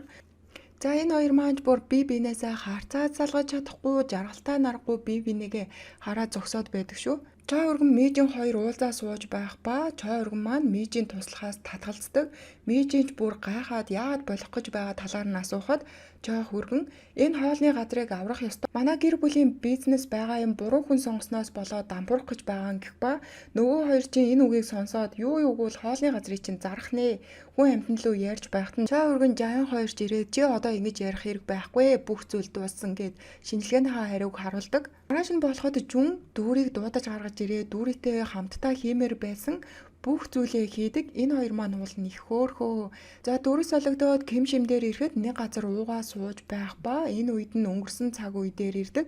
Хүүхдийн эцэг нь хүүхдээ хүлээн зөвшөөрөхгүй Ким шимийг хүүхдээ ахуул гэдэгч Ким шим заавал хүүхдээ төрүүлэх болохоор хүүхдийнхаа эцгийг ахиж өөртөө нь харьцахгүй байхыг хэлдэг. Ким шим төрснийхөө дараа карьераа хөөхийн тулд төрсөн эгчдэрээ Даниэлийг авчирч өгчхөөд явсан байдаг. Одоо цагт ирэхэд Даниэл Ким шимийн хажууд ирсэн байх ба ээж хүү хоёр ярилцаад Даниэл би одоо маш тайван болж байгаа. Нэгнийхээ амьдралд оролцохгүй яг одоо гişгээ амьдрцгаая гэж хэлээд гараад явдаг. Дүүрийн жүн хоёр дээр ирэхэд энэ хоёр маань хамтдаа хооллоо сууж байдаг. Дүүрийн маань ч Даниэлд сайн болсон сэтгэлээ жүнд хэлээд жүн маань харин хэдий энэ бүгдийг хүлээн зөвшөөрөхийг хүсээгүй ч инээмсэглээд хүлээж аваад дахин залуу болсон байхад дуугч байх хайр дурлалыг өөрийнхөө хүснээр хий гэж хэлэхэд дүүрийн маань хөөрхөн инээгээд байгаамаа бас. За гараад явж байхад нь Чой урган маань шүлний газраа буцаагаад авчихсан байх ба хадам ээж нь хизээ буцаж ирэх нь мэддэхгүй явцсан. Нууц шүлнийхэн жорыг хинч мэдэхгүй болохоор одооноос энэ шүлний газраа яаж ажилуулах уу гэд нилээн санаан зовцон сууж байгаа харагдаг. Дүүрийч энэ бүгдийг нь сонсоод Чой урганд нэгэнгүй шүл хийх жороо зааж өгдгөө. Чой урганч гайхаад яагаад мэдэж байгаа талаар нь асуухад дүүрий танаа хадам ээж чинь надад энэ бүгдийг зааж өгсөн юм гэж тайлбарладаг. Болоход Чой хүргэн дүүригийн зааж өгснээ дагуу шүл бэлдээд Жисүгийг ажлаасаа тарж ирэхэд нь амсуулж үзүүлэхэд энэ шүл нь бүр яг ээжийнх нь хийдэг шүлтөө яг адилхан байдаг. Зүгч гайхаа шүлний амтыг яаж ингэж гаргасныг асуухад Чой урган дүүрий зааж өгсөн гэхэд нь Жисүг нэг л гайхсан шинжтэй хүлээж авна. За дүүрийн маань явж байхад бүх биеийн суйлдаж ядраад бүр хөлн хүртэл өвдөөд харин ард нь шар таксины жолооч ах сууж байдаг. Бүрэн цэцгэлсэн цэцэг хамгийн түрүүнд унана гэж хэлэхэд ирээ. Өнөөдөр бол дебютийнхаа зураг авалтанд орох өдөр нь дүүригийн би нэг л тавгүй ариун цэврийн өрөөнд орж ирээд цамцаа хоошлуулад гараа харахад нь зөндөө олон толб гараад ирсэн байх ба тэнд байсан цэвэрлэгч өмнө ч гэсэн ингэсэн бидтэй чи гинэт хөвшин үний толбтой болсон нэг хэсэг тэгж байгаад л гайгүй болчихсон бидтэй одоо юунд санаа зовдгийг гэж хэлдэг. Дүүрийч бүр гайхаад өмнө ингэсэн гэж юу Эмила буюу миний талаар юу мэддэг бүхнээ хэлээд өгөөч гэж цэвэрлэгчээс гуйдаг. За ингээд дебютийнх нь бичлэг эхэлж бүгд хамтдаа гараад дуулж бүжгэлж байхад нь дүүригийн толгой тархин эргэж ухаан нь балартаад дүүрийн маань дотроо хүсэн ихэр дүүн Эмила байсан бол би буцаад хөвшрөн гэж юу гэж бодож байгаад ухаан алдаад унчихдаг. Бүгд сандраад бөө юм болж байх үед нь Жисүгч мөн энд ирсэн байх ба ээжээ гэж хэлснээр энэ анги маань төгсдөг. За төгсгөлийн анги маань эхлээд дүүрий чисгэн зур ухаан алдаас ирж байгаа бол те бүх хүмүүс л дүүрийг санаа зовоод зураг авалтаа өргөжлүүлэхгүй дараа болъё гэдэгч дүүрий бол зураг авалтаа заавал дуусгах хэрэгтэй гэж бодоод ханаатаа гараад явж байхад нь Жисүг араас нь ирээд яаж ийм биетэй байж зураг авалтаа өргөжлүүлэх юм гэсэнд дүүрийч зүгээр болохоор санаа зовлтгүй гэж хэлээд за ингээд дахин зураг авалт эхэлж хамтлагийн бүх гишүүд болон дүүрийн маань зураг авалтаа маш амжилттай дуусгадаг. Зураг авалтаа амжилттай дуусгасанд нь энд байгаа бүх хүмүүс хамтлагийн гишүүдэд баяр хүргэж байх хооронд дүүрийн маань харин гараа явчихдаг. Даниэл харин гарч явахыг огт анзаараагүй. Сүүлд нь мэдээд уцлуун залгахад дүүрийн утсанд нь огт хариу өгдөггүй. Тэрийнхээ гадаа бөөн бодолд орсон зогсож байхад нь шар таксины жолооч ирэх ба 3 сар цэцэг хөвгөлтөө байсан уу гэж хэлээд инээд алдахад нь энэ үед дүрс солигдоод Эмила буцаад Масууны гэрт ирж байдаг. За юу болсон бэ гэвэл буцаж Америк явахгүй эндээ үлдэхээр шийдсэн байх ба ээжигээ өвдөнгүүд нь Эмила асрамжийн газарт өгч яг л өгсөн хүн шиг харьцаж байсан. Хүүхдүүдийнхээ хувьд насаараа өрөвдөлтөй амьдарсан болохоор үлдсэн амьдралынхаа туршид эгчийнхээ хажууд амьдрахаар буцаж ирсэн байдаг. Жисүгтэй Эмила таарч Жисүгч бүх үннийг нь өөрт нь хэл та миний ээж биш үсттэй гэж хэлж байх үед нь мөн л дүрс солигдож дүүрий дээр ирдэг. Шар таксины жолооч ах дүүрийг өмнөх төрхөндөө буцаж очих эсвэл одоогийн залуу төрхөөрөө 6 сар амьдраад алга болох гэх хоёр сонголтыг өгөөд 3 өдрийн дотор хариугаа хэлэх ёстой гэд машиндаа суугаад явчихдаг. Дүүрийж явсныхан дараагаар жүнийг дудаад жүнтэй уулзаад гар дээр байгаа толбонуудаа харуулад Эмила дүү нь яг өөртөө нийжлэхэн залуу болж Даниэлийн агентлагт бэлтгэгчээр орж эцэст нь хөгшөрсөн. Тэгээд л ихэр болохоор яг адилхан царайтай байсан ба тэр үед нь Даниэл дүүрийг Эмила гэж бодож байсан ийм учиртай. Хөгшин хүмүүс буцаад залуу насндаа очих тэр үед нь шар таксины жолооч ах хавар гэх бичигтэй тамгыг өгдөг. Залуу байх хугацаанд дуусах болсныг тамга дээр байгаа хавар гэх бичиг илтгэнэ. За маргааш өглөө нь болоход охид бүгд дүүрийг санаа зовоод бөөндөө нийлээд өглөөний цай хүртэл бэлдсэн байдаг. За жүн маань харин залуудаа биелүүлж чадаагүй мөрөөдлөө биелүүлж 2024 оны бүхэн тэмцээнд ялалт байгуулсан байдаг ба залуучууд бүгд цуглаад баярыг нь тэмдэглэдэг. Жүн Даниэл хоёр хамтдаа сууж байхад нь Жүн Даниэлд хандаад дүүрийн гаднаа ширүүн зөрөгтэй юм шиг харагдагч дотроо маш зөөлөн хүн чи дүүрийг сайн харж хандаж байгаараа гэж захидаг. Дүүрийн маань жинд санаа зовох зүйл ихтэй тэднэрийнхээ талаар бодоод сууж байгаа харагдаг. Дүрс солигдоод залуу болохоос өмнөх төрөх буюу уу малцун дээр ирэхэд шинжилгээний хариу эмнэлгээс ирсэн байдаг. Нэгээд үзвэл шинжилгээнийх нь хариу нэлээд ноцтой гарсан юм шиг л харагдаг. Дараа нь ямар хариу гарсан мэдэгдэх байх. Энэ бүхний эцэс дүүрий зөвхөн Жисүг охиндоо санаа зовоод охин минь яанда гэж бодож сууж байхад нь Жисүг яг залгаж таарад уулзахаар болдог. Жисүгч бүгдийг мэдсэн байх ба ээжигээ хүлээхгүй болохоор битгий эргэж ирээрээ амьдрч чадах боломжтой бол энэ дүр төрхөөрөө ийм хөөрхөн цараагаараа хүссэн бүх зүйлээ хийгээд гялалзаж амьдр та намайг өсгөхийн тулд маш их зовсон. Одоо бүх зүйлийг миний төлөө биш өөрийнхөө төлөө бүгдийг хийгэрэй гэж хэлээд Жисүг маань ээжигээ тэрвэрдэг. За маргааш нь тийм шим дүүрээ дээр ирээд би имэд чинь дуугийг буцааж өгнө гэх ба дүүрийч дууг хүмүүст хүргэсэн хүн бол та хулгайлсан хүнээс илүү муу гэж хэлдэг. Дүүрийн маань шүлний газартаа Даниэлийг дуудаж гараа гаргаж амттай хоол хийж өгөх ба хичнээн завгүй байсан ч заавал хоол ундаа сайн идээд сайн унтаж амрах хэрэгтэй. Илүү гайхалтай хүн болоороо гэхтэн Даниэлч чи зүгээр үү? Чи ахаад хааныг тийшээ зүгтах гээд байгаа юм биш. Зүгтахгүй биздээ л гэж байдаг. За Жисүг ажлаасаа гарахаар шийдсэн байдаг. Охин ээжигээ ажиллаа хийж байхдаа аж жаргалтаа юусоо харагдгүй гэж хэлсэн болохоор шинэ зүйл хайхаар шийдсэн байдгаа Жисүг. Дүүрий Даниэл хоёр маань хамтдаа хоолоо идснийхаа дараа ганц сайхан тэрвэрлэж аваад хоёр тишээ салдаг. Дүүрий Даниэлийн араас хараа зогсож байх үед нь цаанаас дүү болох Эмила нэрж эгчигээ ямар шийдвэр гаргасан хамаагүй би таны талд байх болно гэж хэлээд энэ хоёр маань бас хөөхөн эвлэрчж байгаамаа. За өнөөдөр бол хамлагийн охидын дебютээ хийх өдөр нь дүүрий тайз руу гарахаар явж байх үед нь шар таксины жолооч ирээд цаг болсон сонголтоо гаргасан уу гэж асуух ба дүүрийн маань шийдвэр гаргасан гэж хэлж байдаг. Та өргөн Жисүг, Эмила, Жаян гээд бүгд үзгээр цугласан байх ба дүүрийн маань бас энэ удаад хүсэн хүлээсэн тайзан дээрээ гарч мөрөөдлөө биелүүлж чаднаа. Бүх хүмүүс тэдэнд зориулж алга таашааж амжилттай гэх чинь хамлагийн охидууд маань дебютээ хийж чаддаг.